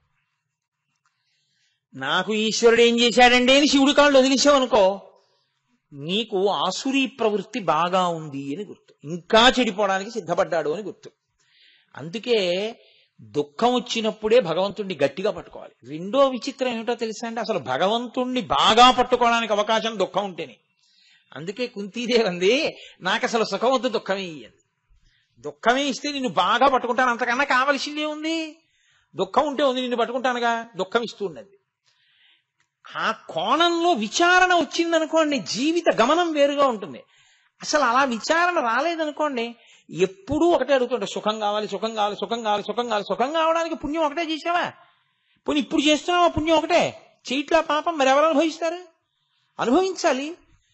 కాబట్టి ఈశ్వరా నేను పాపము చేయకుండా ఉండాలి ఆయనకి చెప్పి నీ నడుబడిని నియంత్రించమని ఆయన అడుగు, అప్పుడు ఆయన నీ నడవడిని నియంత్రిస్తాడు. అది శరణాగతిలోకి ఎడుతుంది. కాబట్టి ఆయన లోకమునకు ధర్మాన్ని చెప్తూ ఉంటాడు. ఇలా ఉండవద్దు, ఇలా ఉండవద్దు అని చెప్పి, ఎవడు ఎలా ఉండాలని చెప్పాడో అలా ఉండగలిగిన స్థితిని పొందగలిగితే వాడు ఆయనని పొందేస్తాడు చెట్ట చివర. ఇందులో గమ్మత్తొక్కటే, మీరు కొంచెం జాగ్రత్తగా పట్టుకునే ప్రయత్నం చేయండి. నిషిద్ధ కర్మ, విహిత కర్మ అని రెండు ఉంటాయి. విహిత కర్మ ఏదో కారణానికి చేస్తాడు, ఆలస్యమో ముందో ఏదో ఒకటి.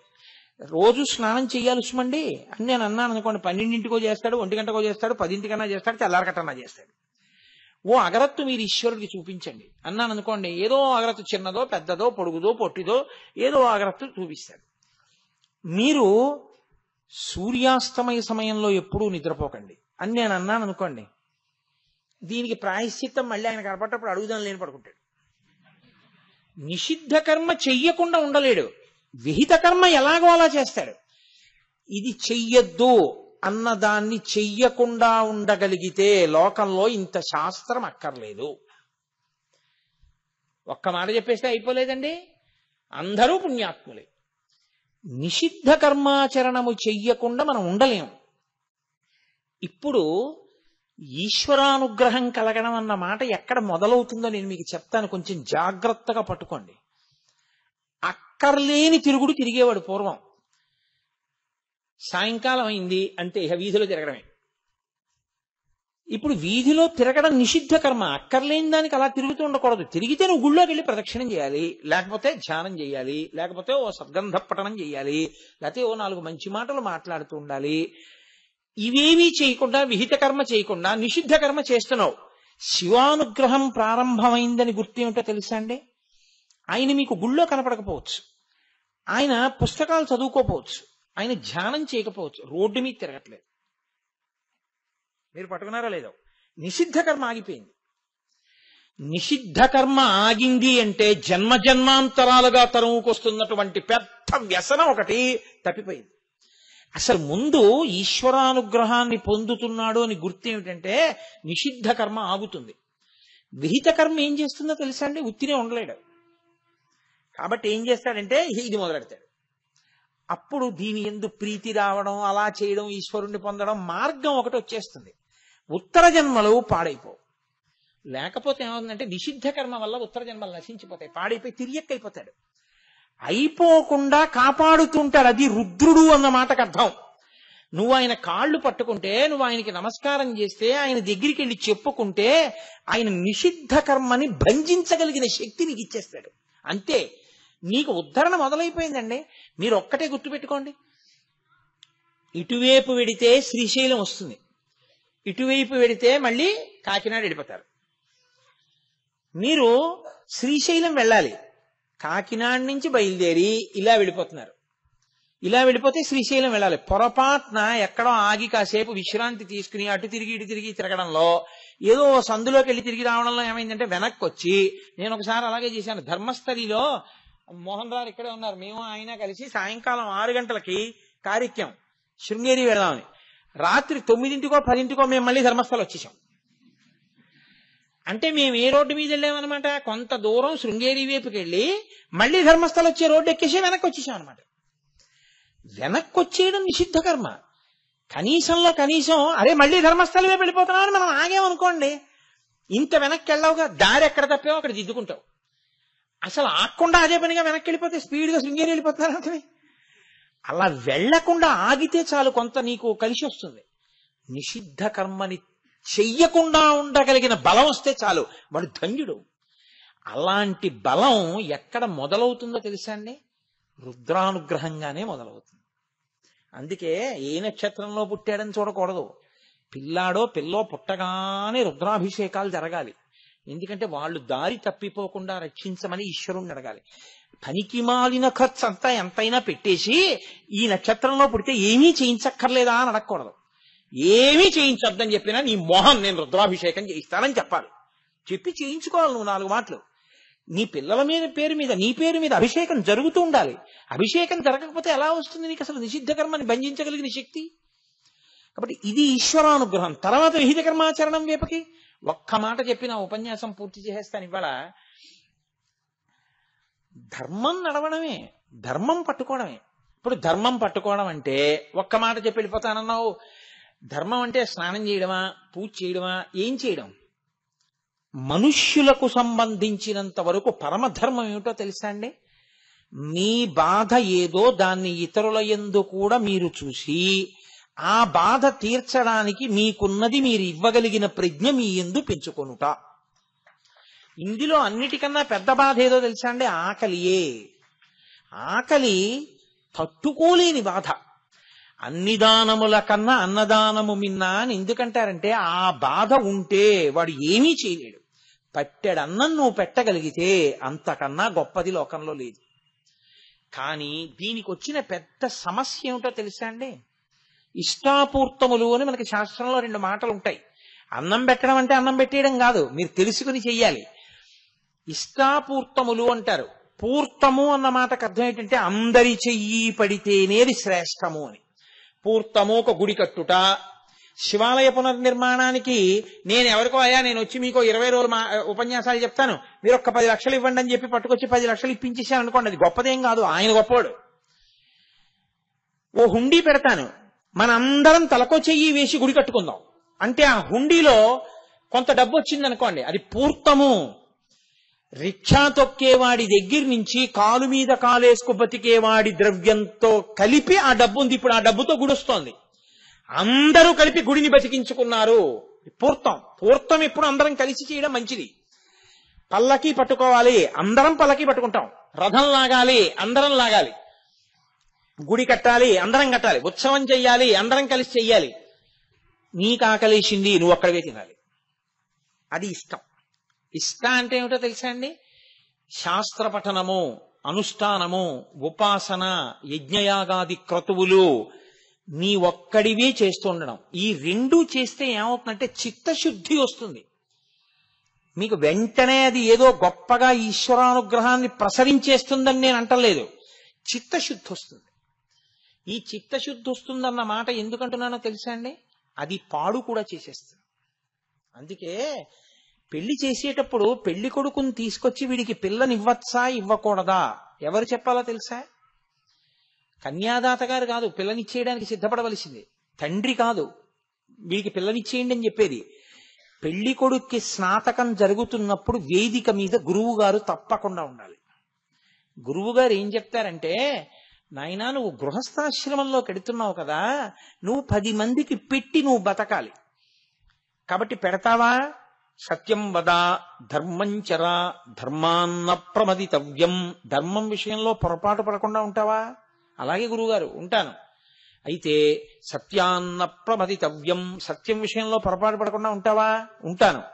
కుశలాన్న ప్రమదితవ్యం, కౌశలం నేర్చుకుంటావా? దర్భని ఎంతవరకు కొయ్యాలో అంతవరకే కొయ్యాలి, నీకెంత కావాలో అంత పుచ్చుకోవాలి తప్ప అక్కర్లేని వాటికి వెంపర్లాడకుండా ఉండగలవా లోకంలో?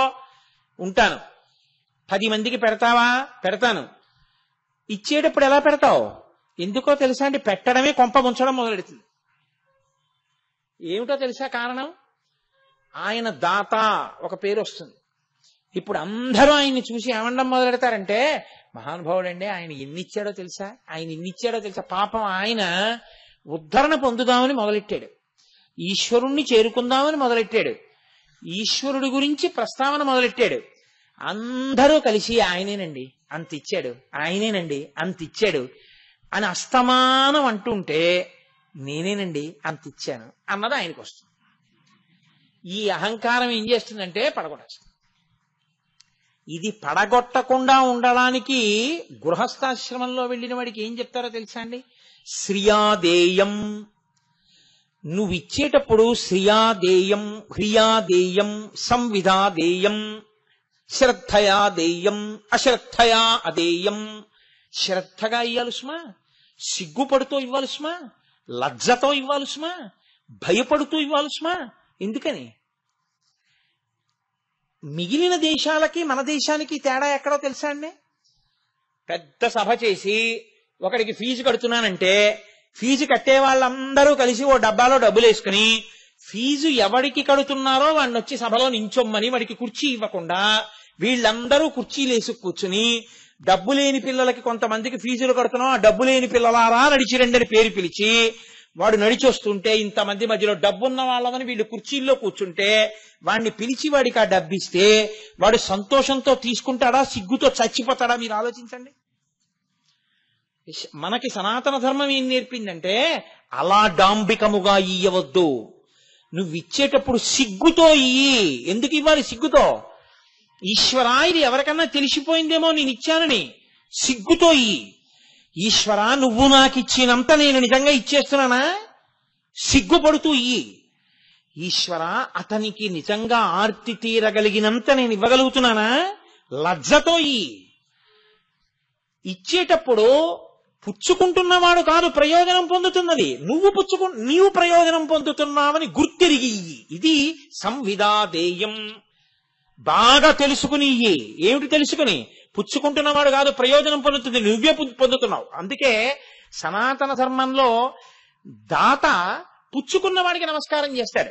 బట్టలు పెట్టి బట్టలు పుచ్చుకున్నాయని నమస్కారం చేస్తాం, అంతేగాని బట్టలు పుచ్చుకున్నాయని బట్టలు పెట్టిన వాడికి నమస్కారం చేయడు. పళ్ళు ఎవరికి ఇచ్చామో ఆయనకి పళ్ళు ఇచ్చో నమస్కారం చేస్తాం, అంతేగాని ఆయన మీరు పళ్ళు ఇచ్చుకున్నారు కదా నాకు నమస్కారం పెట్టండి అనకూడదు. కాబట్టి ఎవరు ఇచ్చాడో వాడు పుచ్చుకున్న వాడికి నమస్కారం చేస్తాడు. ఎందుకని? ఒక్కటే కారణం. అలా ఆయన ఈశ్వరుడే వచ్చి మీ ముందు ఎందుకు పుచ్చుకున్నాడో తెలుసా అండి? లోకంలో ఒక పెద్ద సిద్ధాంతం ఉంటుంది. 2 అక్షరములు జీవితం అంతా పాటించిన వాడికి ఉత్తర జన్మల్లో 2 అక్షరాలే ఇస్తారు అని. నాస్తి నాస్తి నాస్తి. కొంతమందిని చూడండి, ఏమంటే కొంచెం ఈ పని చేసాం, అబ్బాయి మన దగ్గరే ఉందండి, నా దగ్గరే ఉందండి అంట, మన దగ్గరే ఉందండి అంటాడు. అయ్యా కొంచెం అన్నం పెడతారా? నాస్తి, లేదు అదలబా. అయ్యా ఓ పంచిస్తారా? నాస్తి, లేదు అదలబా. వచ్చే జన్మలో ఈ జన్మలో నాస్తి నాస్తి నాస్తి నాస్తి, లేదు లేదు లేదు లేదు అన్నాడు కదా, వచ్చే జన్మలో దేహి దేహి దేహి దేహి అంటాడు. ఆ 2 అక్షరాలు ఈ 2 అక్షరాలు చేస్తాడు ఈశ్వరుడు. కాబట్టి నాస్తి దేహిగా మారకుండాలంటే దానం చేయడం ఒకటే కాదు, అది అహంకారమై పడగొట్టకుండా ఉండాలి.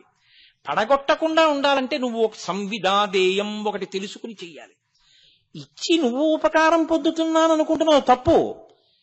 ఇచ్చి ఆయన కన్నా ఎవరు పుచ్చుకుంటున్నాడో ఆయన కన్నా ఇచ్చిన నువ్వే ఉపకారాన్ని పొందుతున్నావు. ఎందుకో తెలుసా?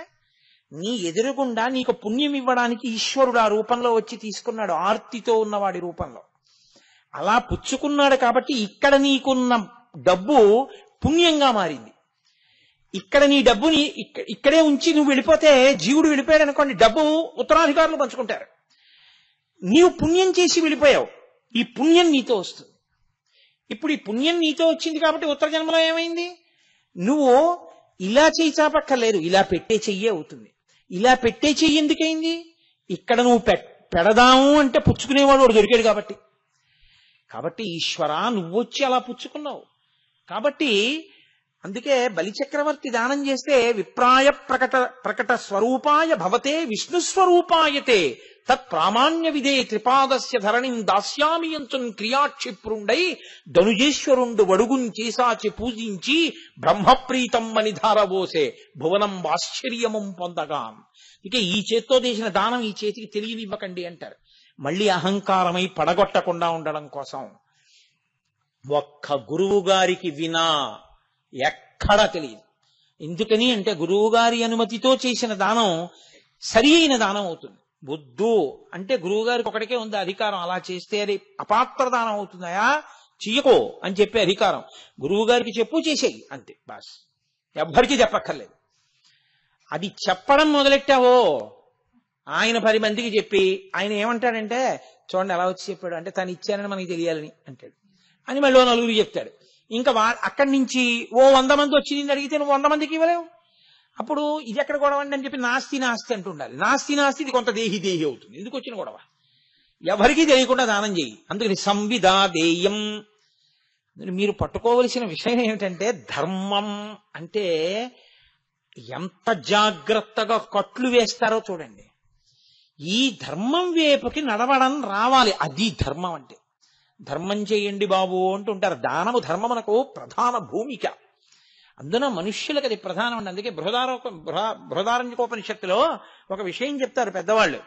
ఉపనిషత్తులోనే ఉంది ఒక విషయం. వెనకటికి దేవతలందరూ కలిసి చతుర్ముఖ బ్రహ్మగారి దగ్గరికి వెళ్ళారు. దేవతలకు తండ్రి అయినా, రాక్షసులకి తండ్రి అయినా, మనుషులకి తండ్రి అయినా ఆయనేగా. దేవతలందరూ వెళ్ళి నాన్నగారండి నాన్నగారండి మేమేం చెయ్యమని అడిగారు. దా అన్నాడు ఆయన. నాన్నగారండి అర్థమైపోయింది మాకన్నారు. ఏమర్థమైందిరా మీకు? నేను దా అన్నాను కదా, ఏమర్థమైంది అన్నాడు. నాన్నగారండి మాకు ఆకలి ఉండదు, మాకు దాహం ఉండదు, మా శరీరాలకి వృద్ధాప్యం ఉండదు, ఎప్పుడూ యవ్వనంలో ఉంటాం, స్వర్గం నిండా భోగాలు, కాబట్టి మాకు భయం లేదు, కాబట్టి భోగాలు అనుభవిస్తూనే ఉంటాం.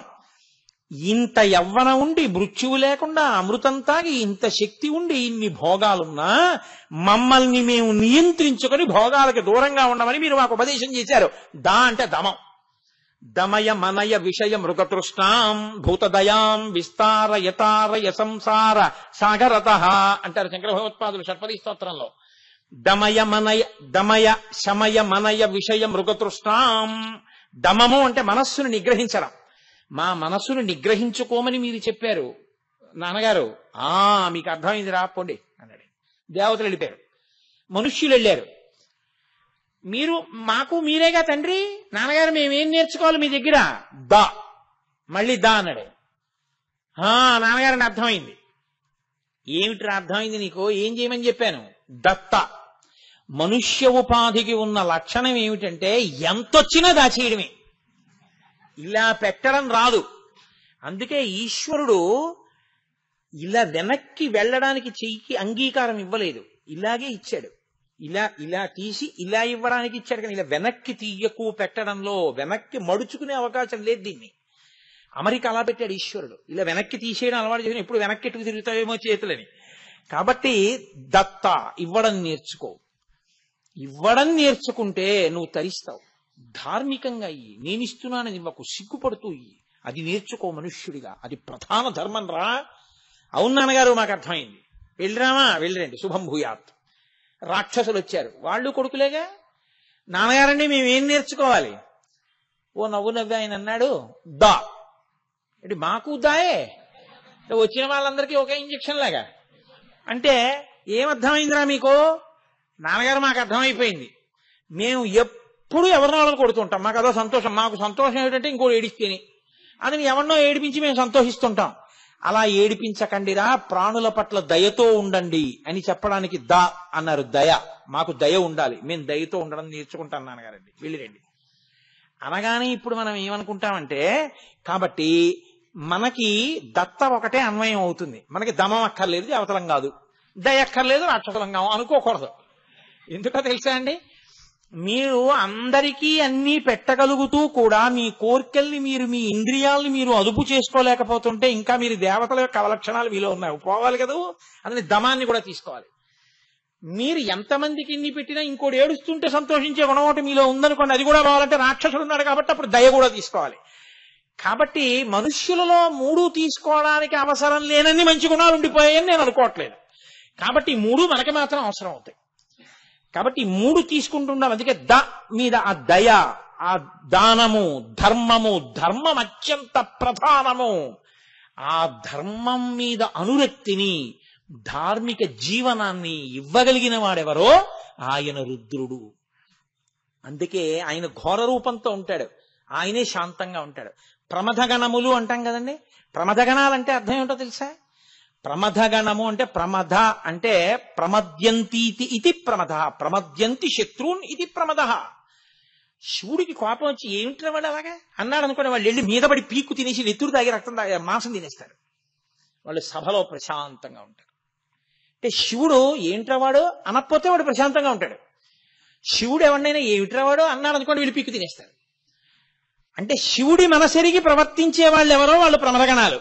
శివుడు మీ పట్ల ప్రసన్నంగా ఉన్నారనుకోండి, వాళ్ళు మిమ్మల్ని జబ్బలు ఎక్కించుకు తిప్పుతారు. శివుడు అప్రసన్నంగా ఉన్నారనుకోండి, వాళ్ళ కోపం వస్తుంది. శివుడు ప్రసన్నం అవడం, శివుడు అప్రసన్నం అవడం ఎందుకు అవుతుందో తెలుసా అండి? నేను మీకు అదే ధర్మం అంటే ఏమిటో చెప్పింది. నేను అదొక అలా పోతుంటుంది ఏమిటి.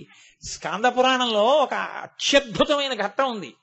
పరమేశ్వరుడికి నంది, మహాకాళ అని ఇద్దరు ద్వారపాలకులు ఉంటారు. వాళ్ళిద్దరు ఎప్పుడు ఇలా పట్టుకుని ఉంటారు. ఏదో విన్స్టన్ చర్చిల్ ఇంగ్లాండ్ లో ఎన్నికల ప్రచారం చేస్తూ ఈ సింబల్ కనిపెట్టాడు, వి ఫర్ విక్టరీ అని ఇలా అండం. అప్పటి నుంచి ఇదోటి అలవాటైంది అందరికి, ఆ వి గుర్తు పెడుతూ ఉంటారు. అలా ఆ ద్వారపాలకులు ఇద్దరు నంది, మహాకాళులు ఇలా ఉంటారు. నంది అంటే ఎదురుగుండా ఉండేటటువంటి వృషభ రూపమైన నంది అనుకోకండి. పూర్వకాలంలో ఒక మహారణ్యంలో ఒక దేవాలయం ఉండి అందులో శివలింగం ఉండేది. ఆ అటవికి దగ్గరలోనే ఒక గ్రామం ఉండేది. ఆ గ్రామంలో అత్యంత ఐశ్వర్యవంతుడైనటువంటి ఒక వైశ్యుడు ఉండేవాడు. ఆయన పేరు నంది. ఆయన ప్రతిరోజు బ్రాహ్మణుల్ని వెంట పెట్టుకొచ్చి ఆ శివాలయం అంతా శుభ్రం చేసి శివలింగం మీద నిర్మాల్యం తీసేసి పంచామృతాలతో అభిషేకం చేసి వజ్రాలు, వైఢూర్యాలు, ముత్యాలు, మరకతాలు, మాణిక్యాలతో పూజ చేసేవాడు ఆయన శివలింగానికి. ఇంటికి పట్టుకెళ్ళేవాడు కాదు, అలా వదిలేసి వెళ్ళిపోయేవాడు. రోజు ఇలా జరిగిపోతోంది. నల్లగా 7.5 అడుగుల ఎత్తు, ఏనుగు తొండాల్లాంటి భుజాలు, భయంకరమైన రూపం, వారానికి ఒకసారి స్నానం చేసే అలవాటున్న ఒక కిరాతుడు ఓ రోజున అక్కడే ఉన్నటువంటి ఏట్లో స్నానానికి వచ్చాడు వేటాడి. ఆయన స్నానం చేశాడు. జన్మజన్మాంతర సుకృతం ఎవరికి ఎప్పుడు ఎందుకు మార్పు వస్తుందో ఎవరికి తెలుసు.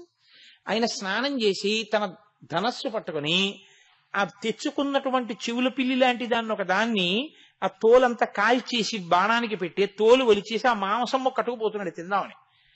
ఆయనకి గుడిలా కనపడింది ఏదో. ఇది ఏమిట్రా అని ఇలా లోపలికి చూశాడు. అంతే, అతనిలో మార్పు వచ్చేసి గబగబా వచ్చి ఆ ధనుర్బాణాలు అక్కడ పారేసి, నీవే తండ్రివి, నేనే కొడుకుని, ఇన్నాళ్ళు నాన్నగారు మిమ్మల్ని చూడకుండా బతుకుతున్నాను. నా తల్లి, నా తండ్రి, నా యజమాని, నా గురువు, నా దైవం, నా తోడబుట్టిన వాళ్ళన్నీ మీరే. ఇక నుంచి నేను మీకు దూరంగా బతకను, మిమ్మల్ని రోజు చూస్తూ ఉంటానన్నాడు. అని అలా ఎందుకు అవద్దు అని ఆయన ప్రతిరోజు అరణ్యంలోకి వెళ్ళి నీళ్లు తీసుకొచ్చి శివలింగానికి అభిషేకం చేసి ఆ మణులు, మాణిక్యాలు, వజ్రాలు అన్ని పక్కకి తీసేసి ఆ తెచ్చిన మాంసం మొక్క రోజున, పళ్ళు రోజున నైవేద్యం పెట్టి, నైవేద్యం అంటే పాపం ఆయనకి ఏం తెలుసు, తినమనేవాడు, శివుడు తినేస్తుండేవాడు. మారేడు దళాలు కొన్ని తీసుకొచ్చి శివలింగం మీద వేస్తుండేవాడు. ఈ నంది ఇలా జరుగుతుండగా అకస్మాత్తుగా ఒకరోజు, అంటే ఈ నంది మహాకాలుడు పూజ చేయడం వచ్చి, ఆయన పేరు ఎవరికి తెలియదు. మహాకాలుడు అంటే యమధర్మరాజు ఎలా ఉంటాడో అలా ఉంటాడు కాబట్టి మహాకాలుడు అనేవారు ఆ కిరాతుణ్ణి, ఆ బోయేవాడిని. ఆయన ఒక రోజు గుళ్ళోకి వచ్చేటప్పటికి ఈయన పూజ మొదలెట్టిన రోజున ఈయన పూజ చేసిన వజ్రాలు, వైఢూర్యాలు అన్ని పక్కకు పోయి మారేడు దళాలు ఉన్నాయి, పైగా మాంసం మొక్కలు ఉన్నాయి అక్కడ, ఎముకలు. అతను చాలా బాధపడి ఇలా ఎందుకు జరిగింది అని పురోహితులను అడిగాడు. పురోహితులు అన్నారు, బెంగ పెట్టుకోక, ఏదో పొరపాటు జరిగింది, తెలియట్లేదు మనకి, రేపు పొద్దున్నే వెళ్ళి మనం అవన్నీ తుడిచేసి మనం పూజ చేసి అక్కడే కూర్చుందాం, ఏం జరుగుతుందో చూద్దాం అన్నారు.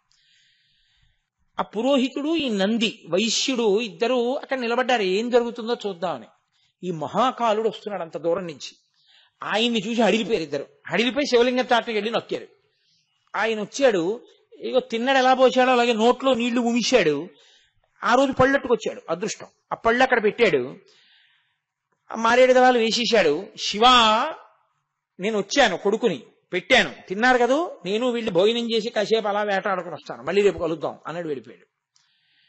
వీళ్ళు చూశారు, ఇదేమిట్రా ఇలాంటి పనులు చేస్తున్నాడు, అతన్ని యాన అందామంటే అలా ఉన్నాడు, భయం. అందుకని వాళ్ళు ఏం చేశారంటే, శివలింగాన్ని ఇక్కడ ఉంచొద్దు, వాడేమిటో అలా ఉన్నాడు, ఏమిటి అలా పూజ చేస్తున్నాడు, వాడితో గొడవ మనకెందుకు, ఈ శివలింగాన్ని పట్టుకెళ్ళిపోదాం, పాపం శివుడికి ఎంత ఇబ్బంది కలుగుతోందో అలాంటి పూజల వల్ల, తీసుకెళ్లిపోదామని గుణపాలు పారలు తీసుకొచ్చి ఆ శివలింగాన్ని తవ్వేశారు. తవ్వేస్తే పెద్ద గొయ్యడిపోయింది. ఇప్పుడు 10 మంది మనుషుల్ని తీసుకొచ్చాడు, ఆ శివలింగాన్ని మోయించుకున్నాడు, పట్టుకెళ్ళిపోయాడు తన ఇంటికి. పట్టుకెళ్ళిపోయి ఒక మణివేది నిర్మించి దాని మీద పెట్టి చక్కగా పూజలు అవి చేసి మరకత మాణిక్యాలతో పూజ చేశాడు. ఈ మహాకాలుడు మర్నాడు వచ్చాడు. అక్కడ శివలింగం లేదు, పెద్ద గొయ్యి ఉంది.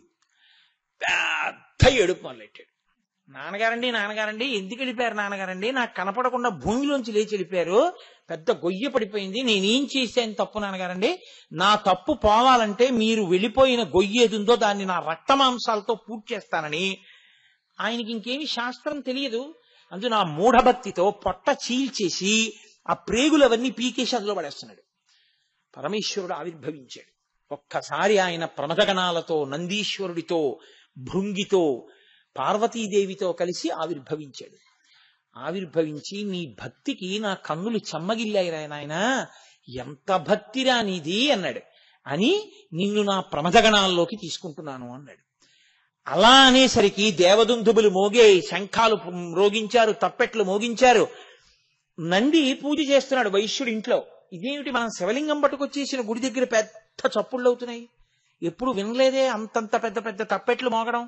వెళ్లి చూసొద్దామని పురోహితుల్ని తీసుకుని వచ్చాడు. లోపల పరమేశ్వరుడు నిలబడున్నాడు. పార్వతీదేవి మహాకాలుడితో మాట్లాడుతున్నారు. మాట్లాడుతుంటే ఇతనికి కళ్ళంబట నీళ్లొచ్చేసి లోపలికి వెళ్ళడానికి భయపడి, నేనింత పూజ చేశాను నాకు కనపడలేదు, మహాకాలుడికి కనపడ్డాడని అతన్ని శివుణ్ణి పిలవలేక అని మహాకాలుడిని పిలిచాడు. అతను ఇప్పుడే వస్తాను, ఇక్కడే ఉండండి, మా స్నేహితుడు వచ్చాడని బయటకు వచ్చాడు. వచ్చి అన్నాడు, నేను పూజ చేస్తున్నానని శివలింగం పట్టుకెళ్ళిపోయారా? నేను బాధపడుతుంటే మా తండ్రి ఆయనే కనపడ్డారు నాకు అన్నాడు. అంటే ఈయనన్నాడు, ఏదో తెలియక పట్టుకెళ్ళిపోయాను, నేను పూజ చేశా కదా, నాకు భక్తి ఉంది కదా, నా గురించి కొంచెం శివుడికి చెప్పాయా అన్నాడు. అంటే ఈ మహాకాలుడు వెళ్ళి ఇతన్ని చెయ్యట్టుకుని తీసుకెళ్ళిపోయాడు శివుడి దగ్గరికి. పరమశివుడు ఏమీ తెలియని వాళ్ళు అలా నించున్నాడు. ఇతను నా స్నేహితుడు, మీకు మంచి భక్తుడు, ఇంకో కొడుకు, ఈయనకి కూడా ఇందాక నాకు ఇచ్చారు, అది ఇచ్చేయండి అన్నాడు. అంటే శివుడు అన్నాడు, ఇతను భక్తుడా? ఇతను ఎవరో నాకు తెలియదే. సర్వజ్ఞ ఈశాన సర్వ విద్యానాం ఈశ్వర సర్వభూతానాం బ్రహ్మాధిపతి బ్రహ్మణోధిపతి బ్రహ్మ శివోమే అస్తు సదాశివోం. ఆయన అన్నాడు, నాకు తెలియదు ఇతను ఎవరో. ఎవరితను, ఎక్కడుంటాడో అన్నారు.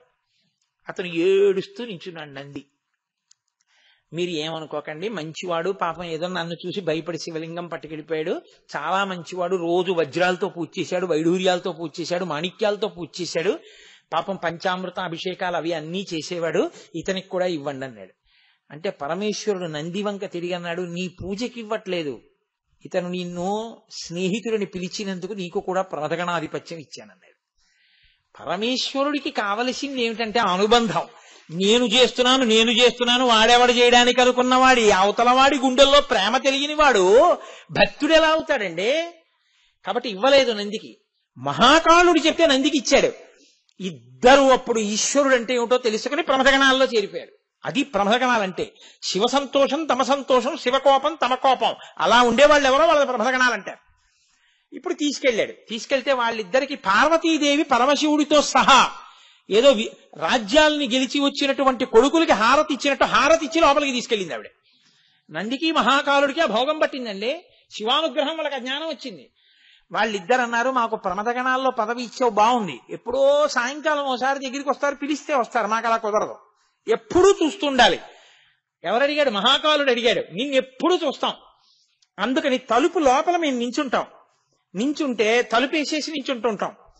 నువ్వు ఎవరితోన్నా మాట్లాడాలి, అనుగ్రహించాలంటే మాకు చెప్పు, పిలవమని. తలుపు తీసి మేము బయటికి వెళ్ళి వాళ్ళని తీసుకొచ్చి నీ దగ్గరికి మళ్ళీ తలుపేసి మేము ఇలా చూస్తూ నించుంటాం నిన్ను, సరేనా అన్న. తలుపు బయట నించో, మనకే లోపల నించుంటాం. అంటే ఆయన అన్నాడు, సరే తప్పకుండా అలాగే ఇస్తాను. అంటే వీళ్ళిద్దరూ ఆహా సదాశివుడనగా మహాదేవుడనగా భక్తుల పాలిట ప్రీతి కలిగిన వాడనగా శంకరుడనగా సదాశివుడనగా ఆయనొక్కడే అంటే ఆ అన్నాడు శివుడిలాగా సంతోషంతో. అనగానే వాళ్ళిద్దరూ మా ఇద్దరు నేను ఇలా అనుగ్రహించావు పరమేశ్వరా అని ఇలా అన్నారు. అందుకే అప్పటి నుంచి డమరుక చేతిలో పట్టుకుని ఇలాగే ఉంటారు నంది మహాకాలుడు. ఈ 2 వేళ్ళు ఇలాగే ఉంటాయి శివుడి ముందు నిలబడినప్పుడు. దిండి ముండి అలాగే ఉంటారు, దుండి ముండి అలాగే ఉంటారు, నంది మహాకాలుడు అలాగే ఉంటారు. అలా ఎందుకుంటారో స్కాందం చెప్పింది. కాబట్టి ప్రమదాధిప అంటే ప్రమదులంటే వాళ్ళు ఎంత భక్తి కలిగినటువంటి వాళ్ళో మీరు అర్థం చేసుకోవాలి. ధర్మం, ఆ ధర్మం భక్తి ఈశ్వరుడు చెప్పిన మాట పాటించినటువంటి వాణ్ణి ఈశ్వరుడు ఆ స్థితిలోకి ఎత్తేస్తాడు, ఎత్తి తనలో కలుపుకుంటాడు. ఆ కలుపుకోగలిగినటువంటి స్వరూపం రుద్రస్వరూపం, అది రుద్ర. అంతేకాని రుద్రుడు అంటే కోపంగా ఉంటాడండి అని చెప్పకూడదు. ఎందుకు కోపం? చెప్పిన మాట వినలేదని కోపం. నాన్నగారండి, బుద్ధి వచ్చింది నాన్నగారండి, ఇంకెప్పుడు చెయ్యను నాన్నగారండి, నన్ను క్షమించండి నాన్నగారండి, నమస్తే అస్వాయుధాయానా తథాయ దృష్ణవే ఉభాభ్యాముతే నమో బాహుభ్యాం తవదన్వనే అని మీరు అభిషేకం చేసి ఆయన్ని వేడుకోలు చేస్తే ప్రసన్నుడైపోతాడు, శివుడైపోతాడు. రుద్రుడు శివుడైపోతాడు, శివుడు రుద్రుడైపోతాడు మనం చేసే పనులు బట్టే. నాన్నగారే సినిమాకి తీసుకెళ్ళిన ఆయనే, ఫీజు కట్టిన ఆయనే, బెల్ట్ పెట్టి కొట్టిన ఆయనే. ఎందుకయ్యాడు శివుడు రుద్రుడు? నువ్వు సరిగ్గా మార్కులు తెచ్చుకోక, ఆయన చెప్పినట్టు వినక, ఆయన చెప్పినట్టు వింటే ఆయన ఎప్పుడూ శివుడే. శివుణ్ణి శివుడుగా ఉంచుకోవడం నీ చేతిలో ఉంది. నీకు చేత కాకపోతే శివుడికి నమస్కారం చేస్తే ఆ ధర్మ మార్గంలో ఆయనే తిప్పుతాడు. అలా తిప్పగలిగిన వాడు రుద్రుడు. కాబట్టి అహిర్భూద్నియో భుజంగభూషణ ప్రమదాధిప రుద్ర. కొన్ని నామాలు ఇవాళ పూర్తయ్యే, ఏదో ఒక దండ కట్టి ఈశ్వరుడి మెడలో అలంకారం చేశాను, చిన్న చిన్న పూలగానో పెద్ద పెద్ద పూలగానో. రేపు అత్యద్భుతమైన ఘట్టం ఒకటి నడుస్తుంది. ఆ ఘట్టంలో మిగిలిన పూలు, చాలా పూలు దండ కట్టేయాలి రేపు. కాబట్టి రేపు ఒక మహాద్భుతమైన ఘట్టాన్ని స్వీకరిస్తాను. అందున చతుర్దశి కదండి, మాసి శివరాత్రి యొక్క వైశిష్ట్యం. అందుకని రేపటి సాయంకాలం అంతటి అద్భుత ఘట్టంతో శివనామాలు మిగిలిన వాటిని, చాలా వాటిని దండ కట్టేస్తాను.